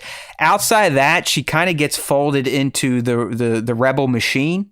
Yes, she becomes a great leader in there. We see that the Ghost and Chopper, they're there during Rogue One. So you gotta imagine they might have been at the Battle of Scarif. They might have been there supporting the Battle of Yavin, or at least helping people get off the planet. We didn't see her at all at Hoth. We didn't really know if she made it to the Battle of Endor. So there's a lot of holes in her resume. So I think for that alone, Nick, I'm with you. She goes B. Okay. She's B. Sounds Yep, she's definitely good. B. All right, so this guy's going to be controversial here. I've got some thoughts. I mean, we gave his alter ego S tier last week, but he's a whole different person. We're obviously talking about Jedi Knight Anakin Skywalker. A guy, if you really think about it, only had a window of about 13 years of doing good, from about 10 to 23, and then he loses it. It's very easy to just go, well, he's fucking the chosen one. He's Anakin Skywalker. He's got the power. He technically has saves, even though he probably caused more destruction than he needed to for the saves. He's got this, not so much strategy and tactics over just brute force. Yeah, he's just going at you. And you really can't even say he's got a lot of pure goodness in him, because the older he gets, the more he whines about his master and being held back and how he knows more, and he starts having goofy dreams. And we saw kind of the shady shit he would do in the Clone Wars, fighting people that had the hots for Padme.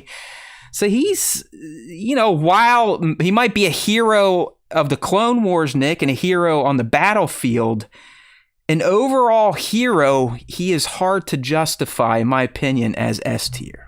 Oh, yeah, no, there's 0% chance that he is an S tier hero. I mean, he has endangered the lives of other Jedi, his own Padawan, and innocent bystanders during these missions, because he is solely focused on doing things the way that he thinks should be done. And look, a lot of times it works out. A lot of times, like he does his thing and it works out, but it puts a lot of people at peril, and oftentimes it puts the people that he's working with in danger as well. He's a bull in the china shop, even if he's trying to do something good, in quotes. Yeah. So like for me, Anakin Skywalker, and like, look, his accomplishments are many. Killed Count Dooku in single combat, saved Emperor Palpatine from the clutches of Darth Grievous, or clutches of General Grievous, instrumental in the protection and was instrumental during the siege of Naboo and saving that when he was a little kid. Even though I don't know if you count that in his heroics. No, yeah, I do. That's why I said basically from the time Qui-Gon picks him up until he falls to the dark, that's his 13-year window of good. Yeah. So here's the thing: it's like he's got some big wins on and then like even at the end of it, like so. I'm kind of like League, man. I mean. I'm saying C or B. Shit.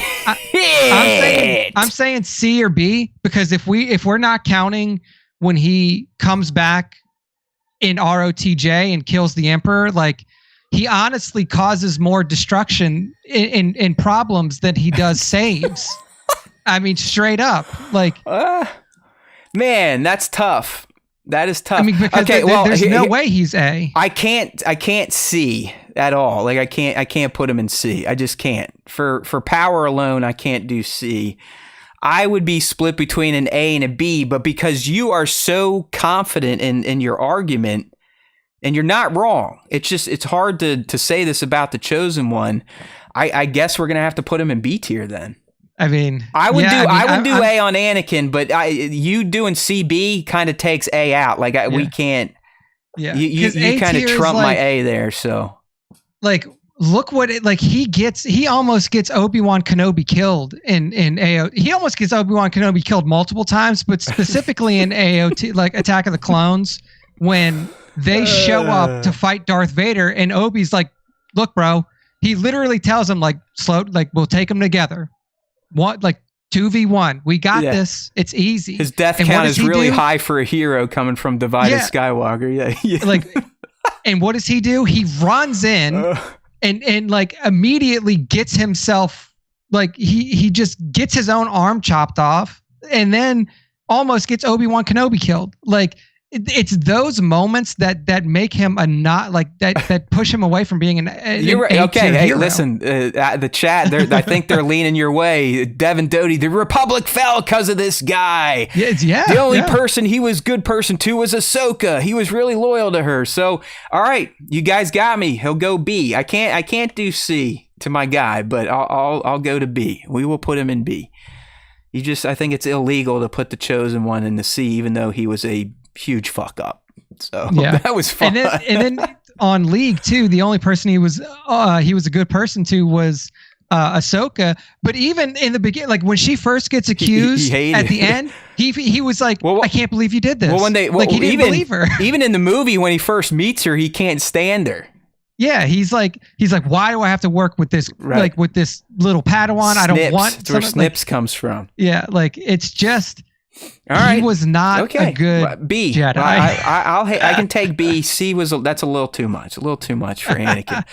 All right, moving out of Jedi, but into a powerful warrior in Bo-Katan. Okay, so she's got both power and power over people.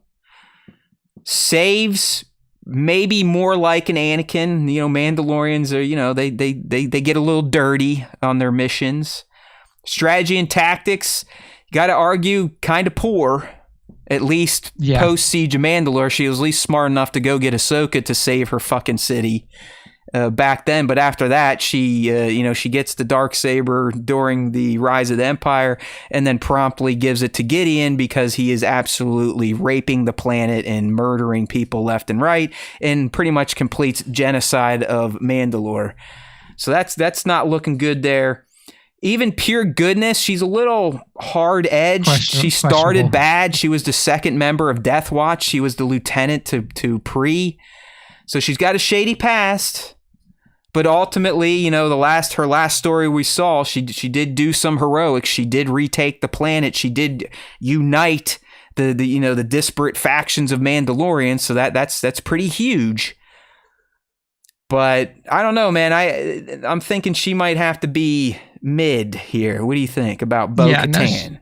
She's not in the top tier of heroes either. I mean, she was a part of Death Watch. She technically had a rockier, more evil start than Anakin did. Yeah, so. Yeah. I mean, if Anakin is in B, and I know that she helped get her sister assassinated, basically. Yeah, like.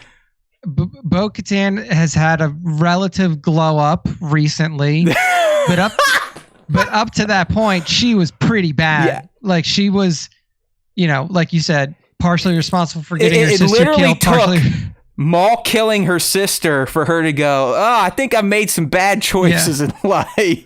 Exactly. Like she was like Mariana called for D tier immediately. Yeah. One of the primary reasons that Maul was able to take over the Mandalorian society. Yeah, 100%. I would say C or D. Yeah, Mariana, another good point. Only good thing she did was win back the planet she gave away. Yeah. All right. You know what? I kind of have a soft spot for Bo because it's Katie underneath that helmet, and I just think she's a glorious human. But between Nick and the live streamer chatters here, I think she's going D. I think she's going D. You comfortable with Bo and D tier? Yeah, I'm fully comfortable with that. There you go. You're joining. And I mean, like, even up to this point in The Mandalorian, we are unsure. Like, I mean, we know that her motivations are to get her own planet back, but beyond that, like, what is going to be her level of involvement voluntarily in everything that is going to come into the galaxy? So there's still a lot of her story to be left to be written too, and that may bump her up at some point later. But I just don't think. No, I'm good. I think D's a good place for Bo at this point in time. All right, so the only clone on our list, and there's a reason for this. I mean, listen, Captain Rex is persistent. This motherfucker doesn't die. You know, he started way back in the Clone Wars movie, became a prominent lead in the Clone Wars, shifted into Bad Batch, shifted into Rebels, shifted into the Ahsoka live action. He has a very large footprint across the Skywalker saga. Clearly, he was bred with power over people. He's an expert strategist and tactician. He's got plenty of saves just as recently as Bad Batch. And deep down, even though he is a clone and he was programmed and conditioned, the dude had a good soul. He had a good soul. I mean, just the loyalty he showed to Ahsoka.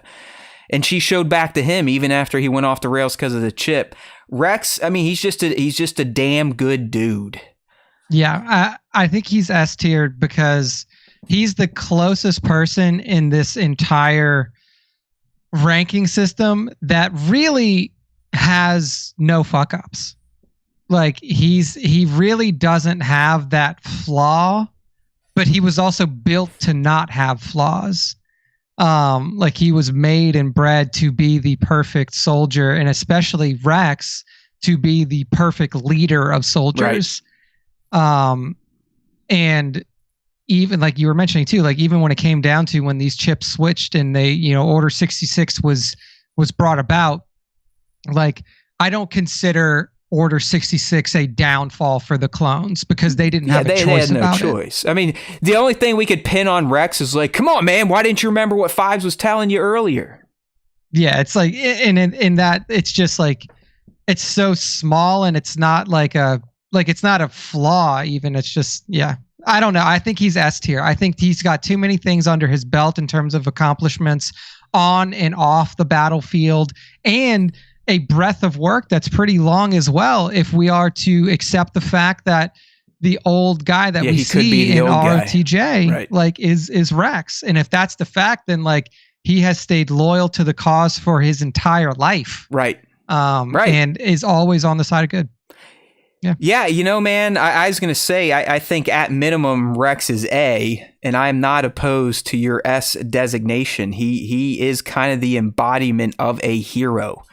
And, you know, he had a cheat code for that. He didn't really know how to be anything else. But even when he was discarded and treated like a piece of trash, he still wanted to do the right thing. He and Ahsoka and Luthen, you know, they all could be considered the originators of the rebellion. So I'm with you. I think we could put him up there at S. Obi-Wan was getting lonely anyways. He thought Anakin was going to come up there with him, but we shit on his face. So Rex is joining Kenobi in the S tier. All right, deserved. Moving away from humanoids, we have our first alien hero, and he is an iconic one to say the least. He's the hairiest hero you have ever seen, unless you consider Harry and his family of the Hendersons a hero. We're talking about the man, the Bacca, the Chewbacca. Yes. I mean, listen, this guy again. I mean, he goes all the way even before like Clone Wars, essentially, and he definitely extends all the way up to the end of the known Skywalker saga. Yeah. Pretty much only does good, only helps out. He does like to murder innocent porgs, but a Wookiee's got to eat. Wookiee's got to eat. Well, I mean, really, he's another one. He's just kind of hard to poke holes in. Outside of he used to do shady shit with his human buddy that kind of made him do shady shit because he owed him a life debt. Yeah. So there's a lot of time in that interim where it is a little bit hard to say, like, is he a hero when he's a scoundrel? Is he, you know, like when they're running jobs for Jabba the Hutt, or when they're doing the train job, or, you know, like, you know, or like stealing the coaxium and stuff like that. Like well, he wasn't at the train job, but like doing the coaxium he was at the train jobs. job. Okay. Yeah, he was. My bad. So like there's a lot of like scoundrel activity early on in his career. Who was making him do it? That's what I mean. Han Solo.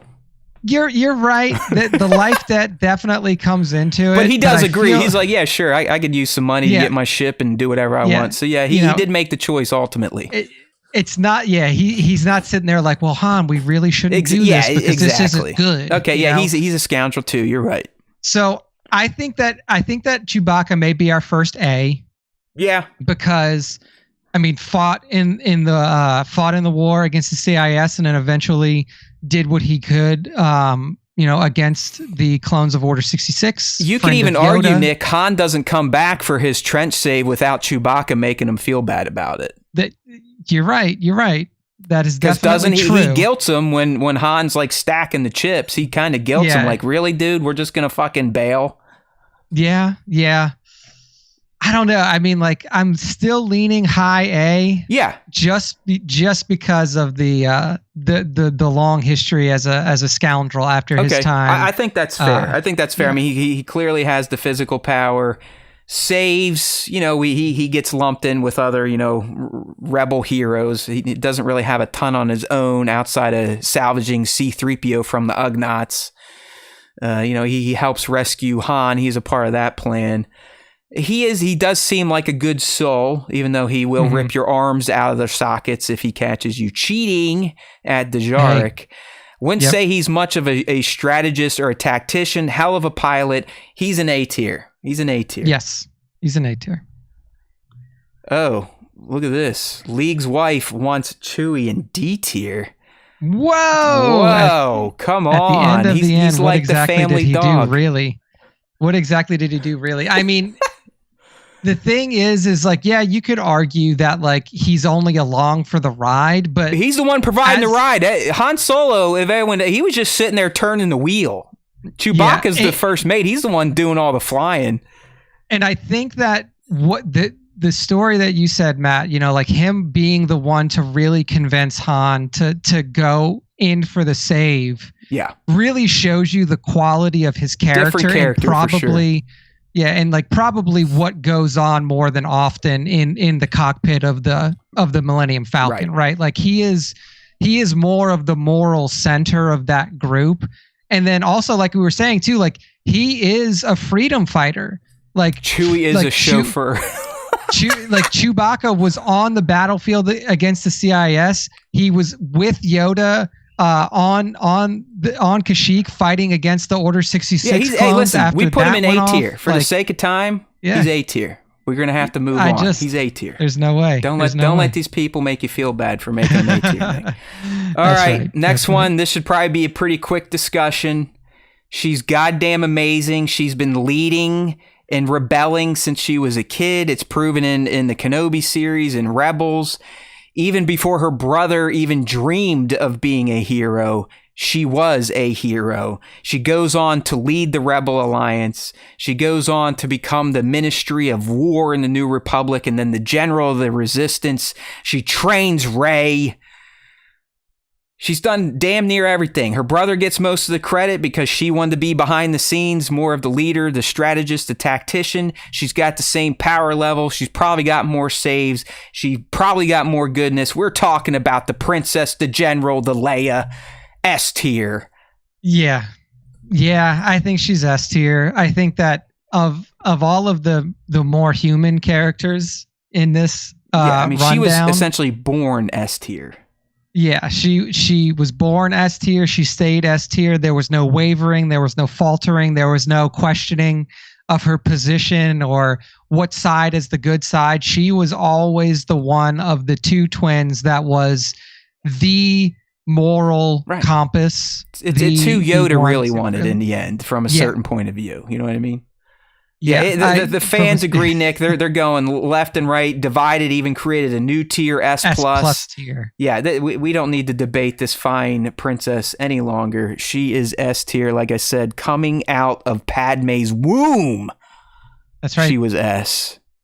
Join your buddy up there, Kenobi. Let me put you right next to him since you're friends. There we go. Yeah, y'all hung out. All right, that was an easy one. This one, probably a little more shady. We don't have the full story yet. We'll be getting that in season 2. He was a bit more fleshed out in his own show where we got the first season, and we realized he was kind of a shithead.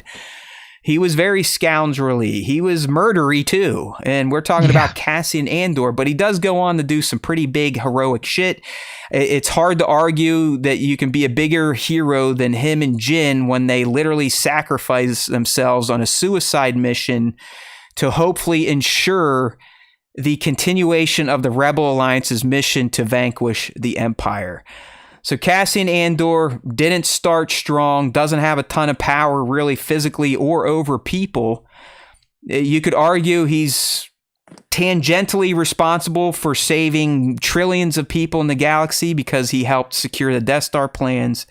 He's got decent strategy as a spy. Not 100% good, but definitely by the end of season 1 realized like, no, I need to kind of focus in life, and this is what I want to do. I want to fight for freedom. I want to become a rebel. What say you for our friend young Cassian?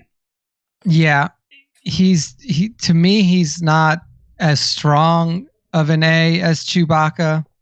To me, he's in between. He's like A, B. I'm kind of in the A, B area right now. Like, obviously, we will see where his story goes in Andor season 2 and how things progress from there. But I mean, like he was a pretty shady dude before he joined the Rebel Alliance, and he had to be drug into the Rebel Alliance. Like, he did not want to get involved. Right. He was like, fuck this. It took a few hard lessons, a stay in an Imperial prison and then seeing his home planet his hometown being occupied finally kind of snapped him out of that shit. And I think that his mother is the real S tier. That's right. Yeah, Marva, I mean, if anything, fuck the Empire.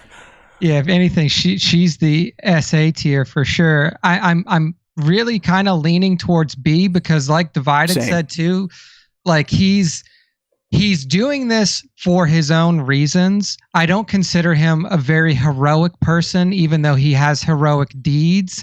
But even in his heroism, he has some pretty dark stuff that goes on, like murdering his contact and then running. Like, and even the way that he treats, just like the way that he treats people, like the way that he treated everybody in Rogue One, from Jyn Erso all the way down to you definitely got to earn his trust else. And respect before he treats you like a human. So I think I'm with you, man. I think he's a pretty solid B tier, possibly A tier after season 2 of Andor. So we get to see how he kind of works up to going to meet that person on that planet. But I think now he's B tier at best. Mm-hmm. Yeah, I agree with that. Okay, we've talked about a few scoundrels here, or at least his less hairy buddy, but Han Solo. Okay, I mean, definitely a checkered past. The guy was a shithead as a young person, a teen on Corellia. Always was trying to make a buck doing things a shady way because, hey, he didn't have the best upbringing, didn't really have family around. Joined the Empire because he had to get away. Never really believed in the cause, got out as soon as he could. But he was always just looking to make an easy score, make some money, steal shit, do that. Never really doing stuff to be a good guy. I don't think Han, even up maybe to Return of the Jedi, wasn't necessarily doing stuff just because he was a good guy. I think he was doing it so he could be around Leia and impress her and make his case for her to have sex with him over her brother. He's an awesome character. He's a member. He's iconic as fuck. But in terms of heroism, he has the big thing at the end of A New Hope. He's literally dragged to do it by Chewbacca. He's got the Luke save at the Battle of Hoth, which is pretty big. Then he's taken off the table for a little bit. He kills Boba Fett. Yeah, kills Boba Fett blind, so that's pretty huge. Yep. Jedi, he's mostly just a leader, and he kind of fucks up the Endor mission. He's the one stepping on sticks, kind of alerting the scouts to his presence. He doesn't get the shields down in time because obviously he didn't know that they were walking into a trap. As much as we love Han, man, this is difficult. So I'm gonna let you kind of start setting the goalposts for him. It's really hard with Han, and I feel like Han's even harder than Cassian. Yeah. I can't justify putting him higher than B. He did always kind of bitch about doing heroic things. Yeah, he's unquestionably very selfish. Yeah.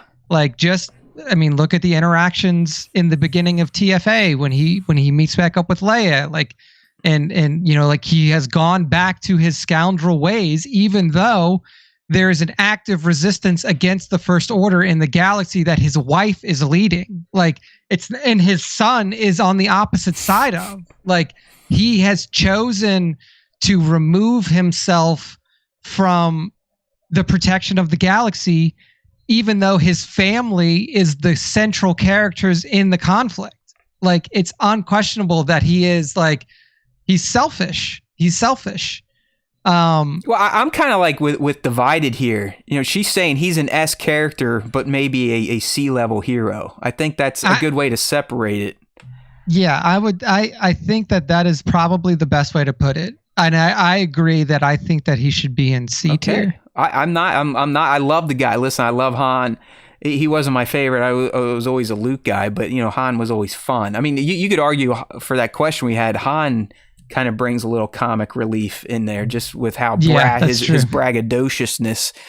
But I'm with you. Hero wise, outside of that, nudged by Chewie, he always felt like he was kind of either being forced to help, or he was doing it to get in the princess's pants. So yeah, and I mean, like, as emotional as that moment is over the chasm and TFA with Ben, like that's another moment for him. Like he wasn't doing that to try to save the galaxy or anything. He's like, you're my son, and I want he was just trying to save his son, which would have helped the galaxy, but it was more like, hey Ben, let's try to work through our shit right here and now. And Ben's like, no thanks. You get this to the heart, bitch. Indeed. All right, good stuff. Moving right along. Mr. Ezra Bridger. Clearly he's got the power, both physical and, people kind of like him. Saves are in there. Strategy and tactics. I mean, he technically beat the master of strategy and tactics at his own game there at the Battle of Lothal. And if anything about Ezra, we can kind of say he is just kind of one of those good souls. I mean, he had to kind of steal and shit as a kid because his family got murdered and he was a homeless person. I mean, he had that little bit of a dark turn when he got a hold of the holocron. But he was able to, without training really, because he kind of hit all that even from Kanan, he was able to reject the holocron and ultimately Maul, which is impressive for a young teen that barely knows how to control his own power. Ezra to me, it always felt very, very heroic. He is like he is akin to a Luke Skywalker, in fact, in my opinion. So I've always liked Ezra. I think he's a great character. I love seeing him again in live action. I would probably discuss him in the A to B range, but let's see what Nick has to say. He's not S tier. I don't think he's S tier. I mean, he only had one huge battle, and then he kind of... You got to argue, though, it was a pretty huge fucking thing he did. A pretty selfless act to banish yourself to unknown parts of another galaxy. That's pretty huge. I mean, it's almost as big, if not just as big, as Luke blowing up the Death Star, in my opinion. Yeah, I mean, it's definitely big. I agree with A. I think that the level of his accomplishments are like, I mean, that one is very big, but he's another kind of like, piece of a team, and it is a successful team. but All right. I agree. I think he's A, not S. Fair enough. Bit Ezra of a to dope. A, he joins Chewbacca. Okay, moving to the sequel trilogy, we've got at least the first known stormtrooper that was able to break the First Order conditioning to pull himself out. Kind of like Han, he really wasn't looking to become a hero. He was more or less looking to get away, save himself, start his own life. Even on Taco Donna there in Maz's cantina, he's like, Rey, let's just fucking go. Like, who gives a shit about the Resistance? I'm a liar. I just want to get out of here. But, you know, Finn, some pretty big shit he was a part of throughout the sequel trilogy. He was one of the core heroes, so he was involved in all the big stuff and may or may not have had a hand in a lot of the wins or saves for the Resistance. So what are you thinking for Finn? For me, I think that Finn is falling between A and B initially. Yeah. I think that he's leaning a little bit more towards B because, like you said, he was a bit more of the reluctant hero. He wasn't really the spearhead of any one thing. No. He was way more focused on like it took Rose to convince him that it's good to fight for the Resistance and not just think about yourself. Yeah, and like the whole movie of TLJ is essentially like he's not really doing anything heroic in TLJ because he found the slicer. Feels. Yeah, like he found the slicer. Yeah, like he was grappling with his emotional center and like where do I fit in this galaxy? I understand that everybody goes through it, but like you essentially took 30% of your screen time trying to figure out who you are, which doesn't leave a ton. So I would say B. Okay, I'm comfortable with that. B tier for FN2187, aka the Finn. All right, she may be easy because we rated one of her partners in crime, although she has a more checkered past than even Cassian. You gotta remember when we first find Jyn, she's on an Imperial penal colony in a transport, shackled. So, again, it's the Empire. She probably spit on the street and got arrested, so you don't really know what she was doing. But she seemed like she wanted nothing to do with rebellion. And it wasn't until she learned that her father was involved that she kind of agreed to get in it. But once she got in it, she committed by the end, so much so that, like Cassian, she was willing to take on a suicide mission knowing she was going to die and ultimately perishes on the coast there with her possible lover. So Jyn Erso, we put Cassian at B. She could probably flow between B and C, but she should get the same credit as Cassian, at least for the Death Star stuff. Yeah, I think so she's not going to be in the top half because her motivation is purely selfish. Like, if her father wasn't involved with this, she'd be like, go fuck yourself. Like, I don't give a shit about what you're doing. And she said that. She's like, I don't fucking care about this. Like, why should I? Like she had the only reason that she agreed to do anything with the rebellion is because her father was involved and she thought that they could be like that was true, reunited. But she kept at it after she knew he was dead. So she had the resolve. We can't knock her too much because Cassian was a shitbag, Han was a shitbag. Yeah, I still think she's in between B and C, and I'm kind of compelled, like League is saying. I mean, she was the one that climbed in there. She's the one that pulled the fucking tape out. She's the one that went up to the transmission tower and got it to go. So she was. I know Cassian was kind of her bullet sponge for her to do that. Yeah. But without her, that transmission doesn't make it to Radis. So I think that that's worthy enough of B. All right. I don't think that she goes any higher than B because it's one moment, and we look at all of the people in S and A tier. They all have way more than one moment. That's why I love that Anakin's in B with these bozos. Yeah, like, and the thing is like even amongst the B, she is probably the lowest B. Like, in terms of, and it's a big moment. Like, I for sure, it's a huge moment. Transmitted the plans, like everything like that. But she, like everybody else, was there to do that too. Like, I'd say she might be a little higher than Finn, because Finn was just kind of a tag along for a lot of shit. You're right. Like Finn is definitely the lowest B, but I think that it is appropriately rated. Like how you have them lined up in B, I think is the appropriate Well, I mostly rating. did that because I'm OCD and I saw that they're in the same scene, Cassian and Jyn, from their screenshots, so the light kind of worked the best. There you go. All right, Kanan Jarrus. This is going to be a tough one because, my God, this guy, in my opinion, and we will do ranks of this at some point in time, but I still think Kanan takes the cake in terms of most emotional, like smack you in the face deaths, especially because he was an animated character. He was way back during the Clone Wars. He survived Order 66. He kept himself alive, got right into doing rebellion type of shit as soon as he could, and ultimately sacrifices himself for his lover and his team so they can go on and have that Battle of Lothal success. I really have a soft spot for Kanan because of that death scene.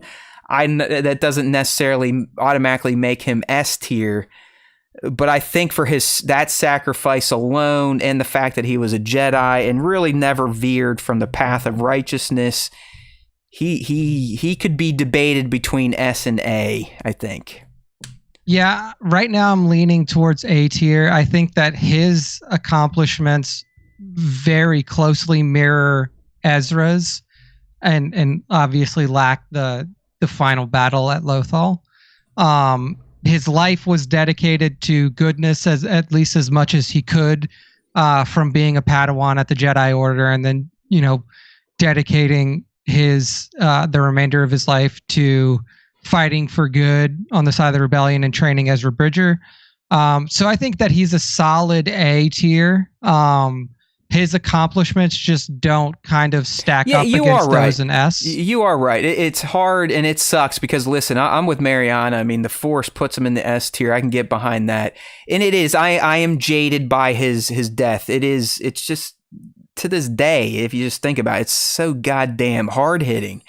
But I think you've made a good case. He doesn't quite have the body of work, so we're going to do Kanan in A. It's like S tier is hard to. I know that we have more S than A right now, but like the people who are in S tier are in S tier because like they're literal lifers, right? Like we were saying about Obi-Wan. These Leia, are people and Rex. that would be in the legends 40 years from the time of their passing. They'd still like the legend of Luke, the legend of Obi-Wan, the princess. Yeah, so I'm with you. Speaking of Luke, I mean, Do we need to spin our wheels on the other twin? I mean, listen, he was a late bloomer. It took him till he was damn near 18, 19 years old. But once Kenobi tapped him and said, oh, by the way, you're special and you should get involved in this shit, he kind of ran with it. It took his aunt and uncle getting, fricasseed for him to truly have the guts to leave. But once he got a taste of being a hero, he kind of ran with it and stuck with it all the way up until he fucked up as a Jedi Master himself. Yeah. So I mean, he's S tier, right? Luke Skywalker. He's S tier. Right, yeah. He's almost S tier to a fault, right? Yeah. Where he's like going through his training in ESB and he's like, Yoda, you're telling me to potentially let my friends just sit there and die? There's no way that I can do that, and abandons his training. Like he's S tier. Yeah, I mean, listen, we said it about his sister. I know Luke came out first. They literally were both shot out of that canal S tier. I mean, the Force made it so. Okay, another fan favorite from the OT. Much more checkered past than really anyone on this list so far outside of Ben Solo. And we're talking about Lando, the motherfucking Calrissian. Like this guy literally betrayed his friends. He betrayed the Rebel Alliance in the comics. I know we're not counting the comics, but Lando is as shady as it gets. I mean, he was even betraying motherfuckers back in Solo. I think that if Han is C, then Lando is D, because Lando realized at a certain point that there ain't no love for me in the Empire. So I gotta be on the side of the rebellion. Like I can't just be a floating middleman. Yeah. Especially after what went down at Bespin. And dude, even when he was with the rebels, and this is comic stuff, he was doing shady shit. He was selling their translator droid to the Hutts. I mean, he went on trial for treason, for Christ's sakes, with the Rebel Alliance before he did some of his Rico Suave shit and got out of it. But yeah, I'm with you. He, as cool as he is, you know, Mr. Colt 45, he's D tier at best, 100%. Yeah, he's for sure D tier. All right, well, even with his big show up and at the end of Tross, he's still D tier. Yeah, I mean, listen, the only thing we really get to see him do heroic-wise is the Battle of Endor, and he fucks up the Falcon because he can't pilot it correctly. And it really, I would say, Nyainam is probably the one that actually expertly piloted the Falcon through the guts of Death Star 2. All right, here's a big one. Her progeny is in the S tier, both. Her hubby, B tier. Padme, much like her daughter and much unlike her son, has been at it since day one. I mean, she was in like Senate camp. She was goddamn voted as the queen, for Christ's sake. She makes senator. She's the one that realizes what Palpatine's doing is fucked up. She helps form the initial planets that are anti-Empire. I mean, again, just like her daughter, she was born to be a good leader, a heroic person, someone that just had a big heart and always wanted everyone to be okay. So Padme Amidala, what say you? I mean, you know my feelings on Padme. Oh yeah, you think she's the villain? Yeah, you think Star Wars. You think she should have been in last week's tier off? Yeah, she is the ultimate villain of Star Wars. If it wasn't for her, Anakin Skywalker would not have fallen to the dark side and would have fulfilled his duty to become the chosen one, the ultimate paragon of light. But no, she seduced the child into falling in love with her, then married him knowing that he's a Jedi and that is against the Jedi code, and then got pregnant with his child. So, I know that they are both a part of that pregnancy. She's a groomer and things like that. But I look. League says, Nick, you state facts. And that's the thing. It's like she is a damn. Padme's getting fucking lit up. People know I'm right. Okay, so are you putting her in D tier? I don't think she's D, because there is an unquestionable amount of good that she did in organizing like what was to be the seeds of the rebellion, right? Like the group of 1,000 senators that are standing against Chancellor Palpatine. Her accomplishments in terms of... She had good intentions throughout her life, right? She had good intentions. She was thinking with her...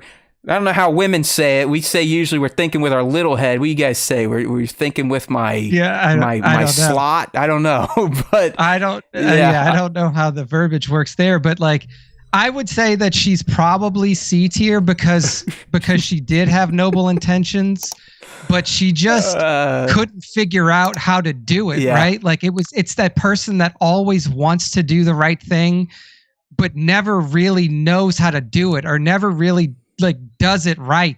Like, even at the end of episode 3, she sneaks on the ship to try to confront Anakin, and what is that just gets him more mad, more worked up, and her essentially dead. Yeah, it's like, all right, this is a surprising one. I mean, listen, God bless Padme, but the people have spoken. Nick has spoken. We're not throwing her down with the D flunkies, so I will agree to Padme in C. She's joining her buddy Han there. Oh, poor Padme. Yeah. I mean, look, she's an evil bitch. And the thing is like, how would I argue against that, right? Like I don't even know an argument to bump her up to B, because she was a part of retaking the Naboo castle, but like she wasn't the prime. Hey. Like Tanaka and his men were like, were rolling in there too. That was a big cadre. It's just so hard to look at Natalie Portman's face and think she's anything less than S. You know what I mean? She's another one. It's just like, she's got that. She's had a spell over me since I was a little kid. I mean, God, I love Natalie. Yeah. All right, moving back into the sequel era, his face is mostly cut off. He was a good dresser, a hell of a pilot. Definitely knew how to trick out his X-Wings to make them stand out. Yeah. Had some fuck-ups there in TLJ. Definitely a little arrogant and cocky. I wouldn't say evil, just a bit overconfident in himself. But ultimately an all-around good guy. Had a couple saves in the Force Awakens. definitely jacked everything up in TLJ, but came back and kind of redeemed himself in Tross, especially during the Battle of Exegol. We're talking about the Poe Dameron. So where do you think he's at here? I'm leaning DC for Poe because he is another one.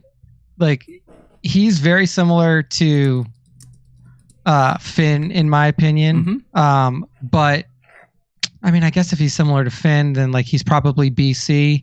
But he's just like, Poe is always just so, like, I don't know. He's so negative, right? He's always so negative about stuff. Like, he never. Yeah, he's a curmudgeon for sure. Yeah, like it never feels like he is like the one who's like inspiring people. He's never the one that's like leading the charge and being like, "We fucking got this." That's a good point.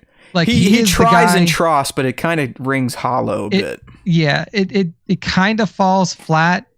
So I'm leaning towards C tier, low B, high C for Poe, because unquestionably his intentions are good. Like, he joins the Resistance. He's actively fighting against the First Order. He's trying to take leadership and ownership of more responsibility in the Resistance at one point. And yeah, but he's just, if we have Finn in B, I think Poe can be in B too. They need to be together. They're both wearing the same jacket. Looks good. Yeah, he's becoming a good hero. I think that League has put it in a good way. Like, he's becoming a good hero, but he's not a good hero yet. It's just crazy to see Padme down there below Finn and Poe, but it makes sense. The arguments are out there. Hey, I'm not changing the board. I'm not changing the board.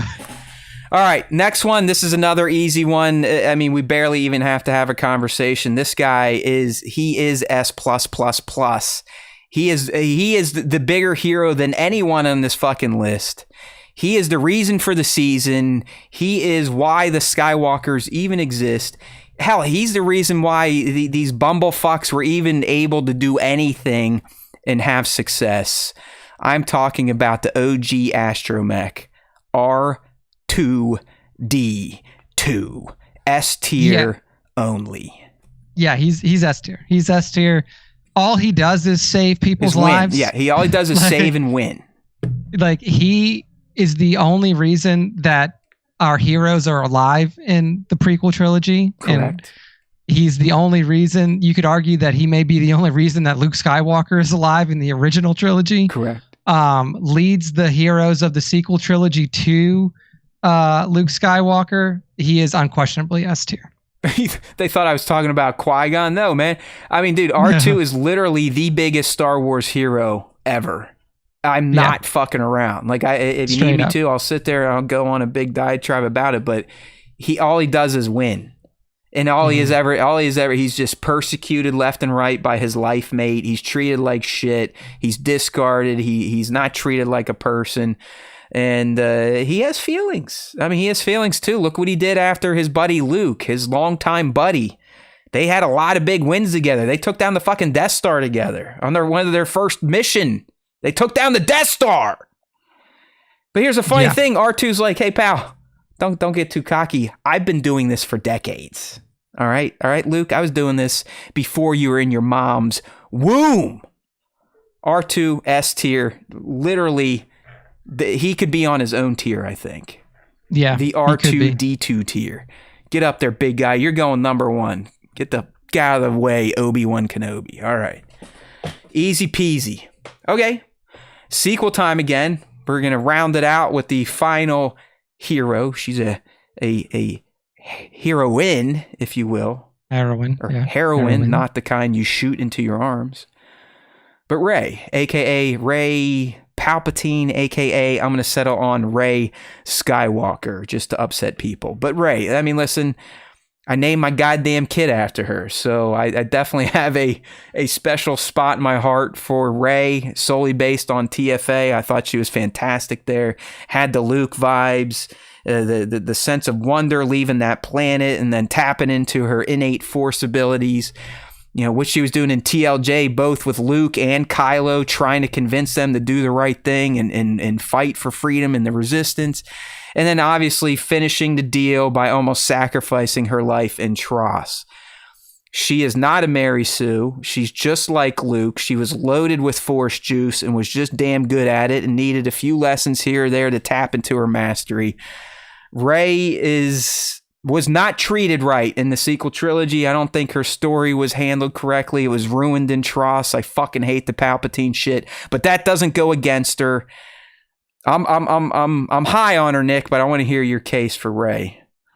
Yeah, I'm tending to agree with A tier. I think that she has a lot. I mean, like, you know, assuming that she killed Palpatine is for dead, real. Yeah, that he's fucking actually toast. Hopefully. Then she got the kill, and you can argue that she had the power of the Jedi behind her, but she was able to tap into it like other Jedi never did. So exactly, like that is proof point positive that she is a high tier hero, deserving of that type of help. And even from the time that she was on Jakku, like her desire was to be a hero, and to help. Like that's what she wanted saved BB-8. to do.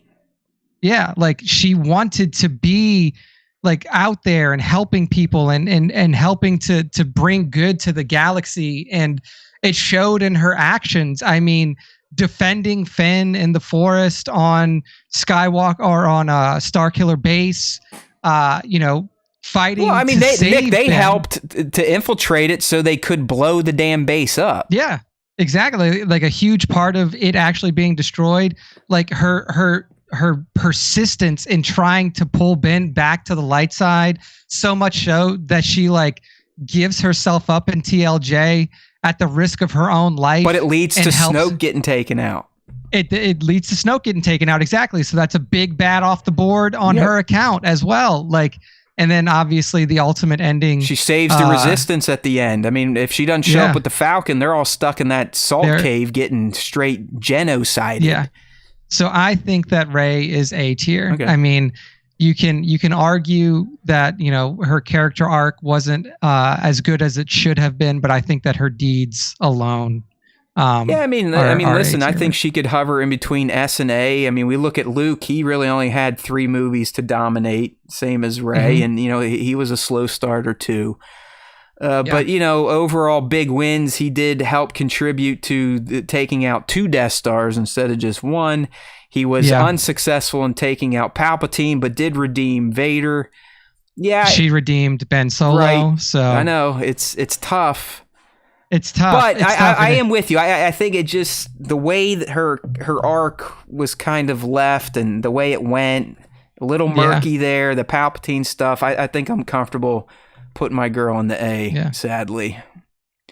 Yeah. I'm with you on that. All right. We got two more females to go here before we hit our last 2 in our heroes rankings. If you're just tuning in right now, we're ranking the top 23 heroes of Star Wars. It was really 28, but we called 5 right off the bat and threw them in the D tier. Those are Ben, Zeb, Luthen, Bail, Mon. We then added Bo-Katan and Lando to D tier. And C tier, we got Han and Padme. B tier, we got Hera, Anakin Skywalker. And B tier, Cassian, Jin, Finn, Poe. A tier, we got Chewie, Ezra, Kanan, Rey, and S tier leading it. We got R2, Obi-Wan, Leia, Rex, and Luke. Next up, Sabine Wren, also a member of the Ghost Crew and then Phoenix Squadron, helped with the Battle of Lothal and ultimately helped to rescue Ezra from Peridia, but also essentially allowed Thrawn to come back to the known galaxy. So that's a pretty big knock on her overall arc at this point in time. Yeah, I feel like her individual accomplishments just don't rank up to most of the people on this list. And I feel like she is kind of like she's a member of a team where the team is more of the highlight than she is. So I'm leaning towards like she is Jedi-ish now too, right? She's got some of the juice. She's Jedi-ish, but she hasn't done anything Jedi worthy. I think we think BC somewhere in there or CD. I'm leaning towards C. C is where I feel that she fits the best, given what she's done so far. Yeah, she was kind of a bum too for the most part of Ahsoka.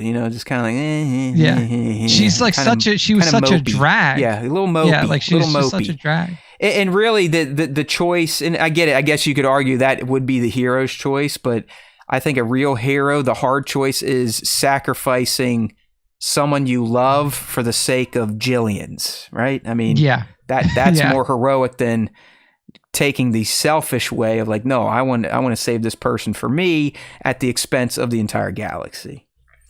All right, I think C's fair. Now, her master, who failed her a little bit, but this character, clearly has the scope of work. We're talking about Ahsoka Tano. I mean, she's been there since the onset of the Skywalker saga and is continuing to do good things up at least through her time in the Mandoverse era.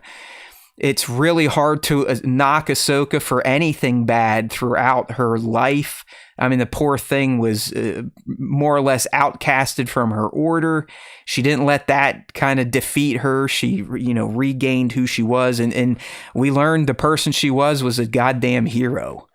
I mean, she's a goddamn hero. The Siege of Mandalore, a huge accomplishment. Getting Maul, surviving Order 66 against an entire battalion of clones on a ship.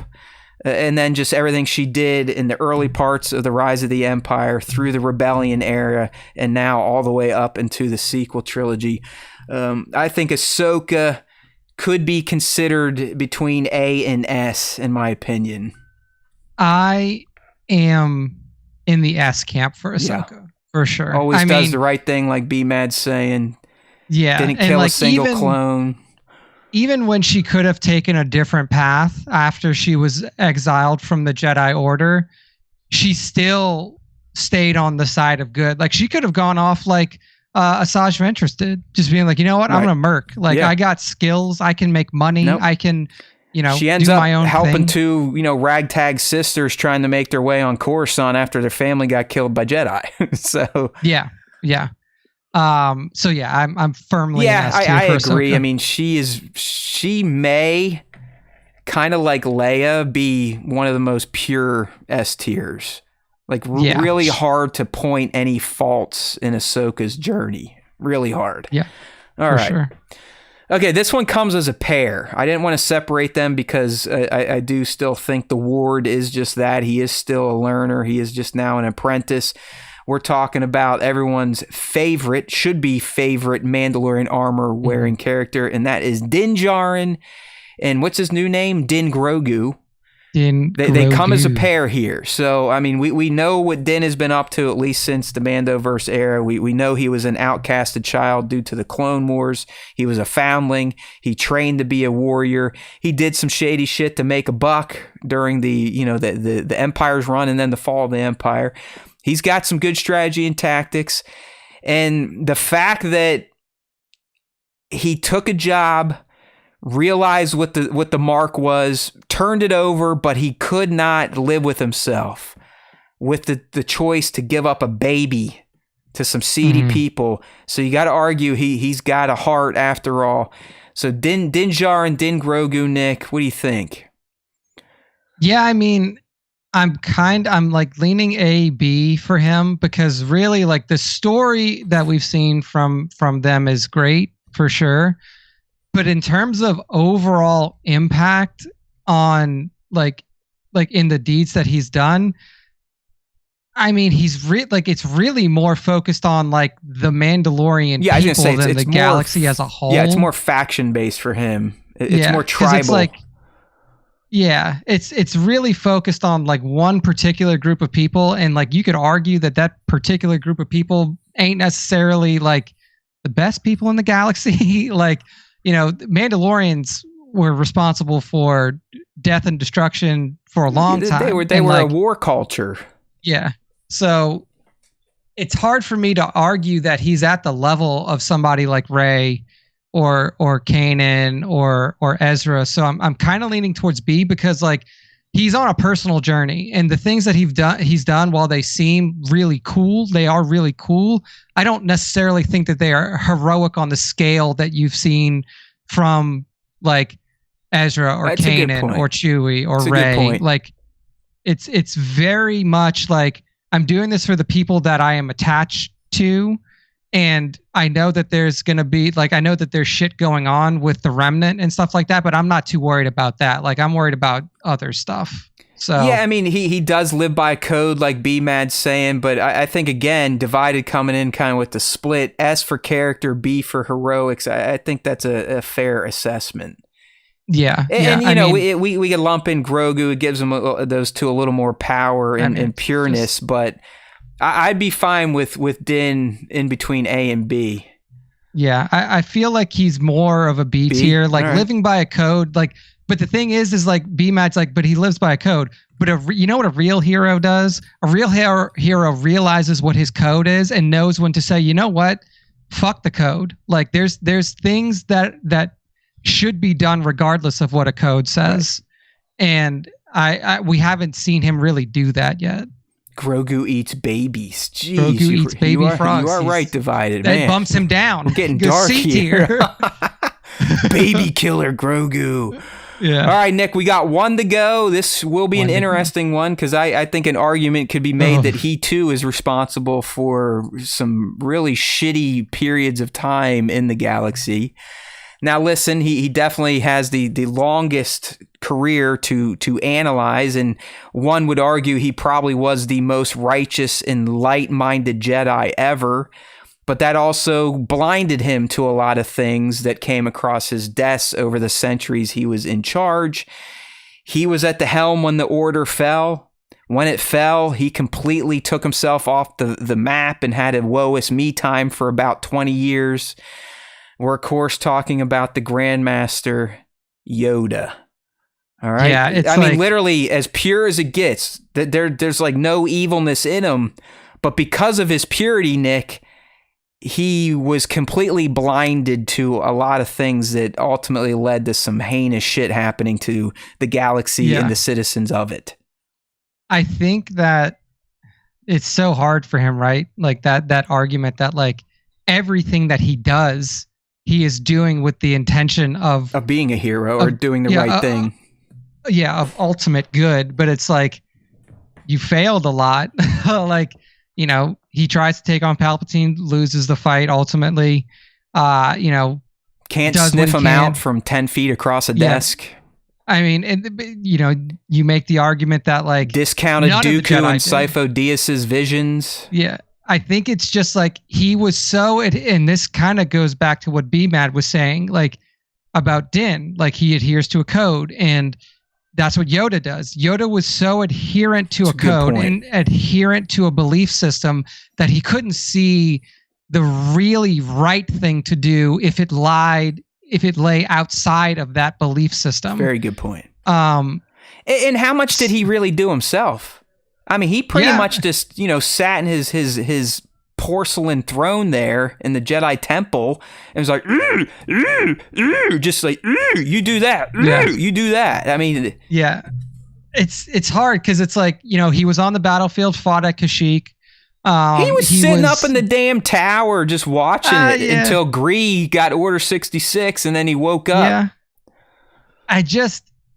This one is the only one that it's hard for me to be like, how is he not at least A, right? But it's like, and I guess you could name argue his accomplishments, honestly, in the films. Name them. Yeah, and that's what I was going to say is like if you really look at his body of work, like we've been talking about for everybody else, he doesn't have. It's all shit. Yeah, like he doesn't have those accomplishments. Like he was the Grand Master of the Jedi Order, led a group of led the Jedi Order for centuries. Probably too long.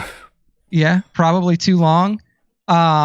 I'm kind of with League here, man. I don't have a problem talking about Yoda in the C tier.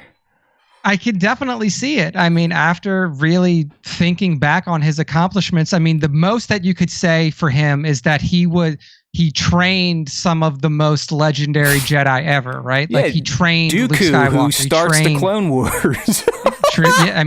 True. Yeah. Trained Qui-Gon Jinn. No, he didn't. Dooku trained Qui-Gon. Dooku trained Qui-Gon Jinn. Yeah, you're right about that. And he was a bit of a rogue. I mean, but I guess that Yoda technically trained everybody because he trains all the younglings. He's got a tree was not for sure. I mean, his coach tree is massive. Yeah, I mean, like he's untouchable coaching tree for sure. I would be comfortable with BC. But for the fucking memes of it, let's just put him in C. Yeah, I agree. Like I love the guy. I like that he's a little eccentric, especially in ESB. But I mean, if we're talking pure heroics, he's a CEO, and no CEO is a hero. So that's very true. That's very true. What buddy. A good way to look at it. Sorry, Grandmaster Yoda. And there we go. Our list is complete. S tier: R2, Kenobi, Leia, Ahsoka, Rex, Luke. A tier: Chewbacca, Ezra, Kanan, Rey.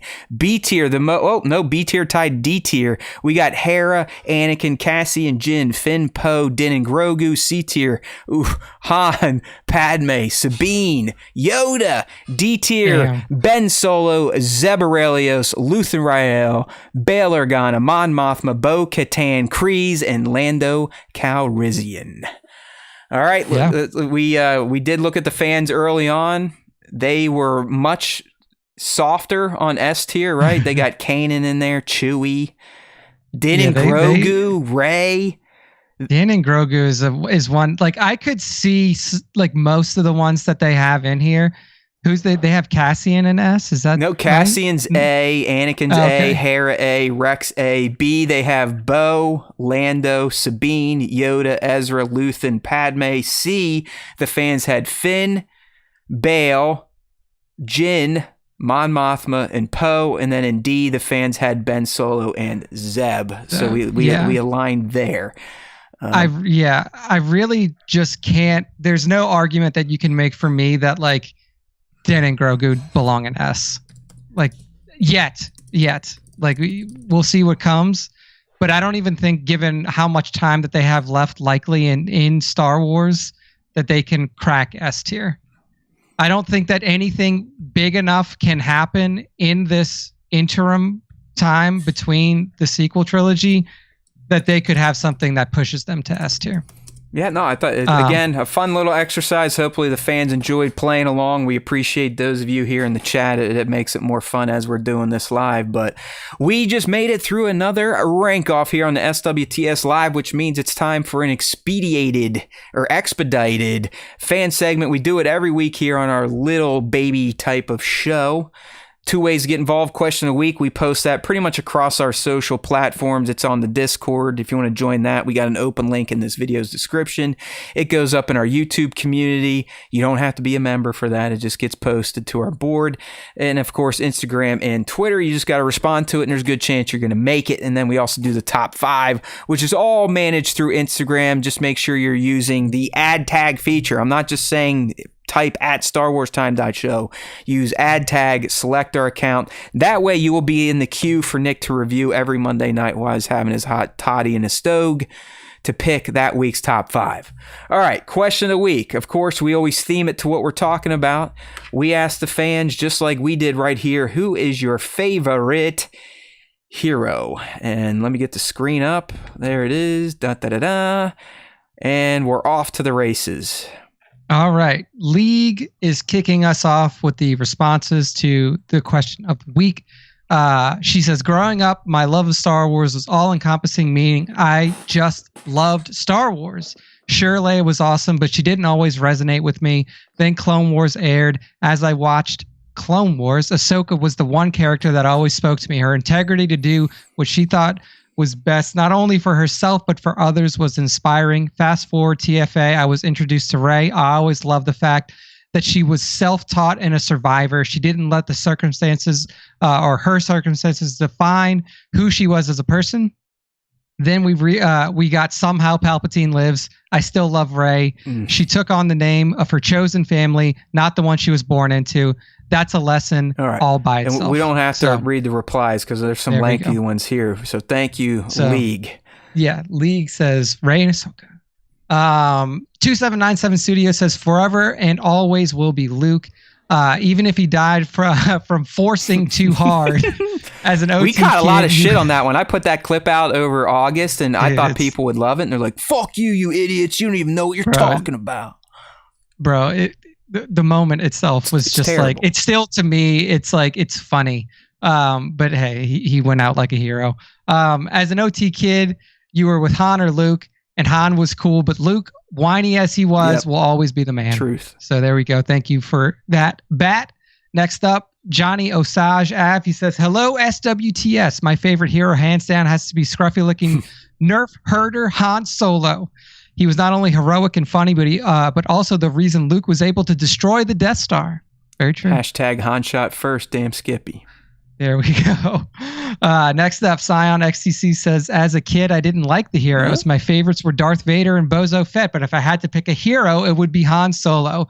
As an actor and a character, he didn't want to be there, but he still did the right thing for the Rebel Alliance and for the fans. That's an expert analysis there, Scion. I like that. Yeah. That's too true. Too true. Very, Holy true. Shit. This is a massive one. And who is this from? It's the Marco. It's one of our German fans. Yes. They at least participate a lot in the hashtag and tagging us in toy photos. There we go. Okay, so the Marco's definitely made top 5 before as well. So from the Marco, this is a big one. So he says, that's a good one and a hard one. It used to change from time to time. As a youngling, it was Luke, because my first step into that galaxy far, far away was Return of the Jedi. And he looked so badass in that black outfit. And as a counter proposal to He-Man at that time, but my very, very first favorite character was the Stormtrooper. Let me tell you why. I was in China, 5 years old, 1988.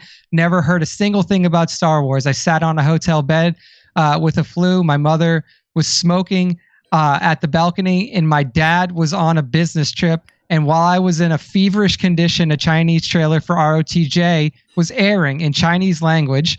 And as a 5-year-old blonde German boy with the flu in one of the most foreign countries to imagine back in the day, everything was A, new, and B, overwhelming. So was that trailer. And now, drum roll, the trailer was cut in a strange way, and I imagine it as if it was yesterday.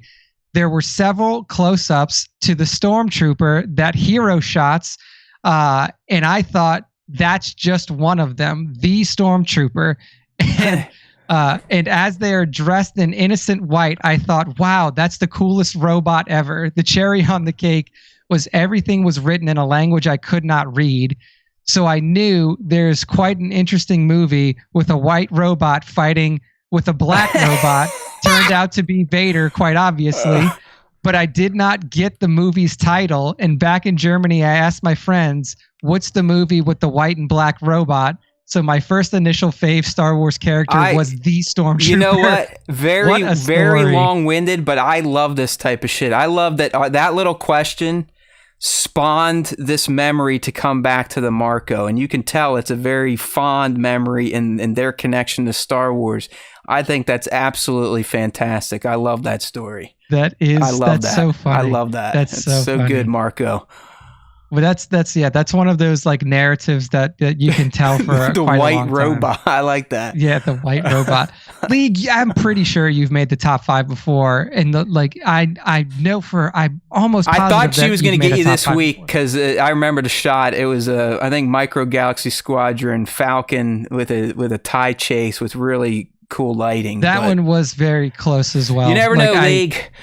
Just got to try again next time. I'm sorry, but I know I'm almost positive that you have made it before. Anyway, Mando Mugshot says, in the 80s, both myself and my brother fought to be Han Solo when playing. He was older, so always got his way, so I ended up being Luke. Han was always the cool one, even without the lightsaber. Too. Maybe not being a Jedi was probably a little more relatable. Or even as a 10-year-old, we thought Luke was a whiny jerk. So it looks like Mando Mugshots is Han Solo. That's a good. You never know what the question week's going to do. Sometimes it's hate or just a layup. This one seemed to really tap into it's like people's Star Wars soul, and I like that. Yeah, like going back in history. Yep. Psyche Fish 2 says, my favorite is the Swiss Army knife of all heroes, R2-D2. He survives all 9 movies. Damn straight. Very true. Nova Toymation says, if I have to choose a favorite hero, it'd be Luke. I'm not a fan of how he was portrayed in TLJ, but it still doesn't tarnish his legacy. Also, his hallway scene is badass. I mean, yeah, you got to add in the hallway scene too. Like that, it's just so good. Mando Pirate says Din Djarin because he was a Mandalorian bounty hunter who only cared about himself. Then one job changed his life, and he became the greatest father in a galaxy far, far away. His Beskar armor I is like pretty that take. badass too. EKU Rory says Jar Jar. Enough said. Jar Jar Binks, the person who handed over the Republic to the Chancellor, who then becomes the Emperor of the galaxy. Very heroic. Very heroic moment there. And then B Mad says Paz Vizsla, R.I.P. So one more. We got one more. Divided Skywalker. They say R2D2 100% because without an assist from R2, most of our heroes will be either dead, not even born, or at least failed their missions. He's the true saver. He's been true through it all. Bonus, he's hilarious. Also, R.I.P. Tech, our selfless fallen hero from the Bad Batch. Well said. R2D2 is the correct answer. If there is one correct answer in this whole thing, it's R2D2. So easy. So easy. Yes. So there we go. Yeah, I'd have to dig back through the archives, League, but you've definitely made the top 5 before. All right. So now that we are finished question of the week, we are moving into the top 5. Matt gave you the spiel earlier on how to get involved. Add tag at StarWarsTime.show on Instagram. So to kick off the top 5 this week, we have Federico Bublé, and he's hitting us with this awesome clone in the field shot. Is this Commander? This isn't Bly, yeah. is it? It is Bly? Yeah. Okay. Very Commander good, young Bly. Nick. Just the clone names just escape me from time to time, but I was there is a pretty lot sure. of them, that's for sure. Yeah. But Commander Bly looking good here. Nice weathering job on the figure. I love this little rocky setup that Federico found. It gives the look of like coming through like a gorge in this little creek. Yeah. Got some B1s really that are cool about to posing. get blasted in front of them. Yeah. The foreground B1's about to get destroyed for sure. Love the practical use of background in the outdoor shot and practical lighting, and a good posing as well from Federico. And it is captioned Comandante salga ahi y detenga esos droides. I'm pretty sure that this is Portuguese. But yeah, it says like Commander, come here and kill these droids or something like that, I think, or come Sounds here and good. take care of these We're droids. dumbass Americans. We learned one language. So. Yeah, I took 5 years of Spanish, so I can sometimes walk Portuguese through Spanish and get some stuff. Yeah. But that's No, that's my probably bro-in-law close. can speak it fluently. Portuguese. Pretty good. So, yeah. That's pretty nice. Next up, we got Here's a fun Aussie one. action figs. This is a fun one, and I really like the thing that really gets me with toy photography sometimes is like, and Jared does this a lot, Sir Dork, like mixing in like full scale real life things with the figs and using their hand. Aussie action figs has this awesome. It's like force pulling the troopers towards them. Yeah, like pulling the troopers towards him. All of the bokeh in the background moving towards their hand as well, and then the posing of the figures like being sucked in.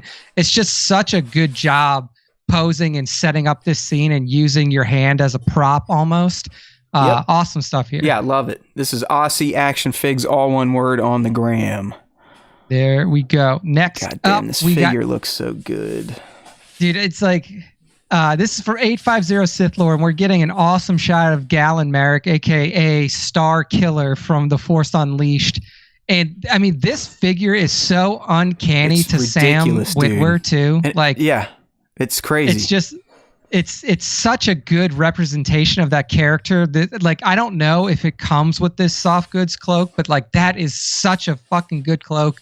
The dead trooper in the background, the 2 ignited red lightsabers, the scowl on his face, just everything about this shot from 850 Sith Lord. I mean, is listen, badass. it's a fairly basic setup, but it's awesome. Like it makes me want to buy that figure. And I don't collect figures of that size anymore. I'm trying not to collect any figures for at least the next few months. But this shot from 850 Sith Lord, all one word, is just primo. There we go. And then League says, so she was able to translate from Spain. She said it was in Spanish. Blythe was just giving a command to Ayla to get the droids. There you go. Right. Thank you, League. So 850 Sith Lord, yes, as Matt said, top tier stuff there. Next up, we got Lord Bobasaurus. Lord Bobasaurus is hitting us with this. Yeah, that is a good handle. And he hits us with is this the Tamahashi Nations version of Din? It's the Samurai Din and Grogu. I've got them right next to me to my left here. Great little figures. Yeah, I mean, this is look at Grogu's little I know, samurai he's got a top bun. knot. Yeah, he's got like the little top knot, like the in training samurai. So I mean, this figure looks insanely good. It's a good figure, man. Like I said, I'm looking at him right now. It's good. Yeah, the katana, like I love the effect on the katana blade. Mm-hmm. Doesn't make it the dark saber, but hey, I think it still looks cool with like the white blue coloration.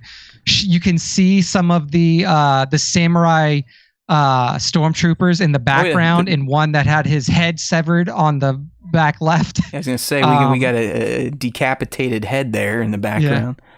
Yeah. And the posing of both Din and Grogu in their samurai gear is awesome. This just makes me want more Star Wars Visions. Like watching this or seeing this makes me want to go back and watch. It really Visions. is a cool line, and like all things 1/12 scale, I kind of have phased out of it, but it is one of I think I'll hold on to these figures forever. I love the Boba Fett samurai, the Din samurai, the Jango. The Vaders are absolutely amazing. It's good stuff. Just like this image from @Lord Bobasaurus, all one word, Instagram. That's right. And to close out the top 5 for this week, we have Paul Brown 12 hitting us with an absolutely vicious shot of Darth Malgus. It's great. Darth Malgus from Star Wars: The Old Republic. You see him channeling lightning through his hand, his lightsaber ignited behind him on a snowy, desolate battlefield. The effects in the background are awesome. The dark tone of this really setting off the red light from the lightsaber, and the bit of mist around it, and that bright blue from the lightning extending from his fingers. Malgus is just a bad motherfucker. For those of you out there who are not familiar with Malgus, do as Matt did and go and watch those Star Wars: The Old Republic cinematics on YouTube. Just really good stuff. I mean, he literally, just as his master finally makes his way back to his home planet at Korriban, he fucking kills him. It's great. Yeah. Good shit, man. Here, like Paul just is doing it all. The atmosphere looks great. The post effects look great. It's amazing. And I have that character too. I mean, that's a figure. Because of this toy photography community, I was compelled to buy, even though I really don't collect 112 or shoot 112. I don't really shoot shit anymore, but definitely not 112. So great stuff here from Paul Brown with an E, 12, all one word, on the IG. That's right. So that is the end of the top 5, and that's the end of our show for this week. So Matt, go ahead and close us out. That's right, my friend. Another fun one, ranking them out. What will we do next week? Nobody knows, but stay tuned to the socials or StarWarsTime.net to find where our socials are at. That's how we roll, people. There's always time for Star Wars Time. Hit that web address. Tell your friends if you're new here. If you are new here, we'd love some feedback. What'd you think? Send us an email. We got contact forms on the site as well. Or you can DM us on our social platforms, which, again, you can find very easily on StarWarsTime.net. You can also get linked into the podcast over there. So if you can't always make the live, or we are just so offensive to look at, you would prefer not to see our faces when our gums are flapping, you can hit our podcast, which is on Apple, Spotify, Amazon, Android, Pandora, iHeart, TuneIn, Deezer, RSS. You can get it freaking emailed to you if you want it. We make it available in so many ways you cannot miss it. All we ask is if you do follow us on any of our networks, just make sure you're interacting with our content. If you're on a platform like podcasts where you can leave a rating and review, those are huge for us because they tell the algorithm that we don't suck as much as I think we do. All right? Always time for Star Wars Time. We appreciate all you in the live. It's really something I look forward to every week. I mean, I love talking to young Nick, but kind of having the internet family we're slowly building up really just kind of adds to the fun. It's like we're all friends even though we haven't met in person, and that's the type of shit I can get behind. So we love you all. Thanks again for your time on this Wednesday night. Don't forget to tell a friend. Let's try to keep chaining this audience. Let's keep adding to the Star Wars Time Show fandom. All right, everyone, you know how we do it here. There's always time for Star Wars time. And if you listen to the Star Wars Time Show, the Force will be with you always. All right, clear. Not clear. Hold on. Let's get clear.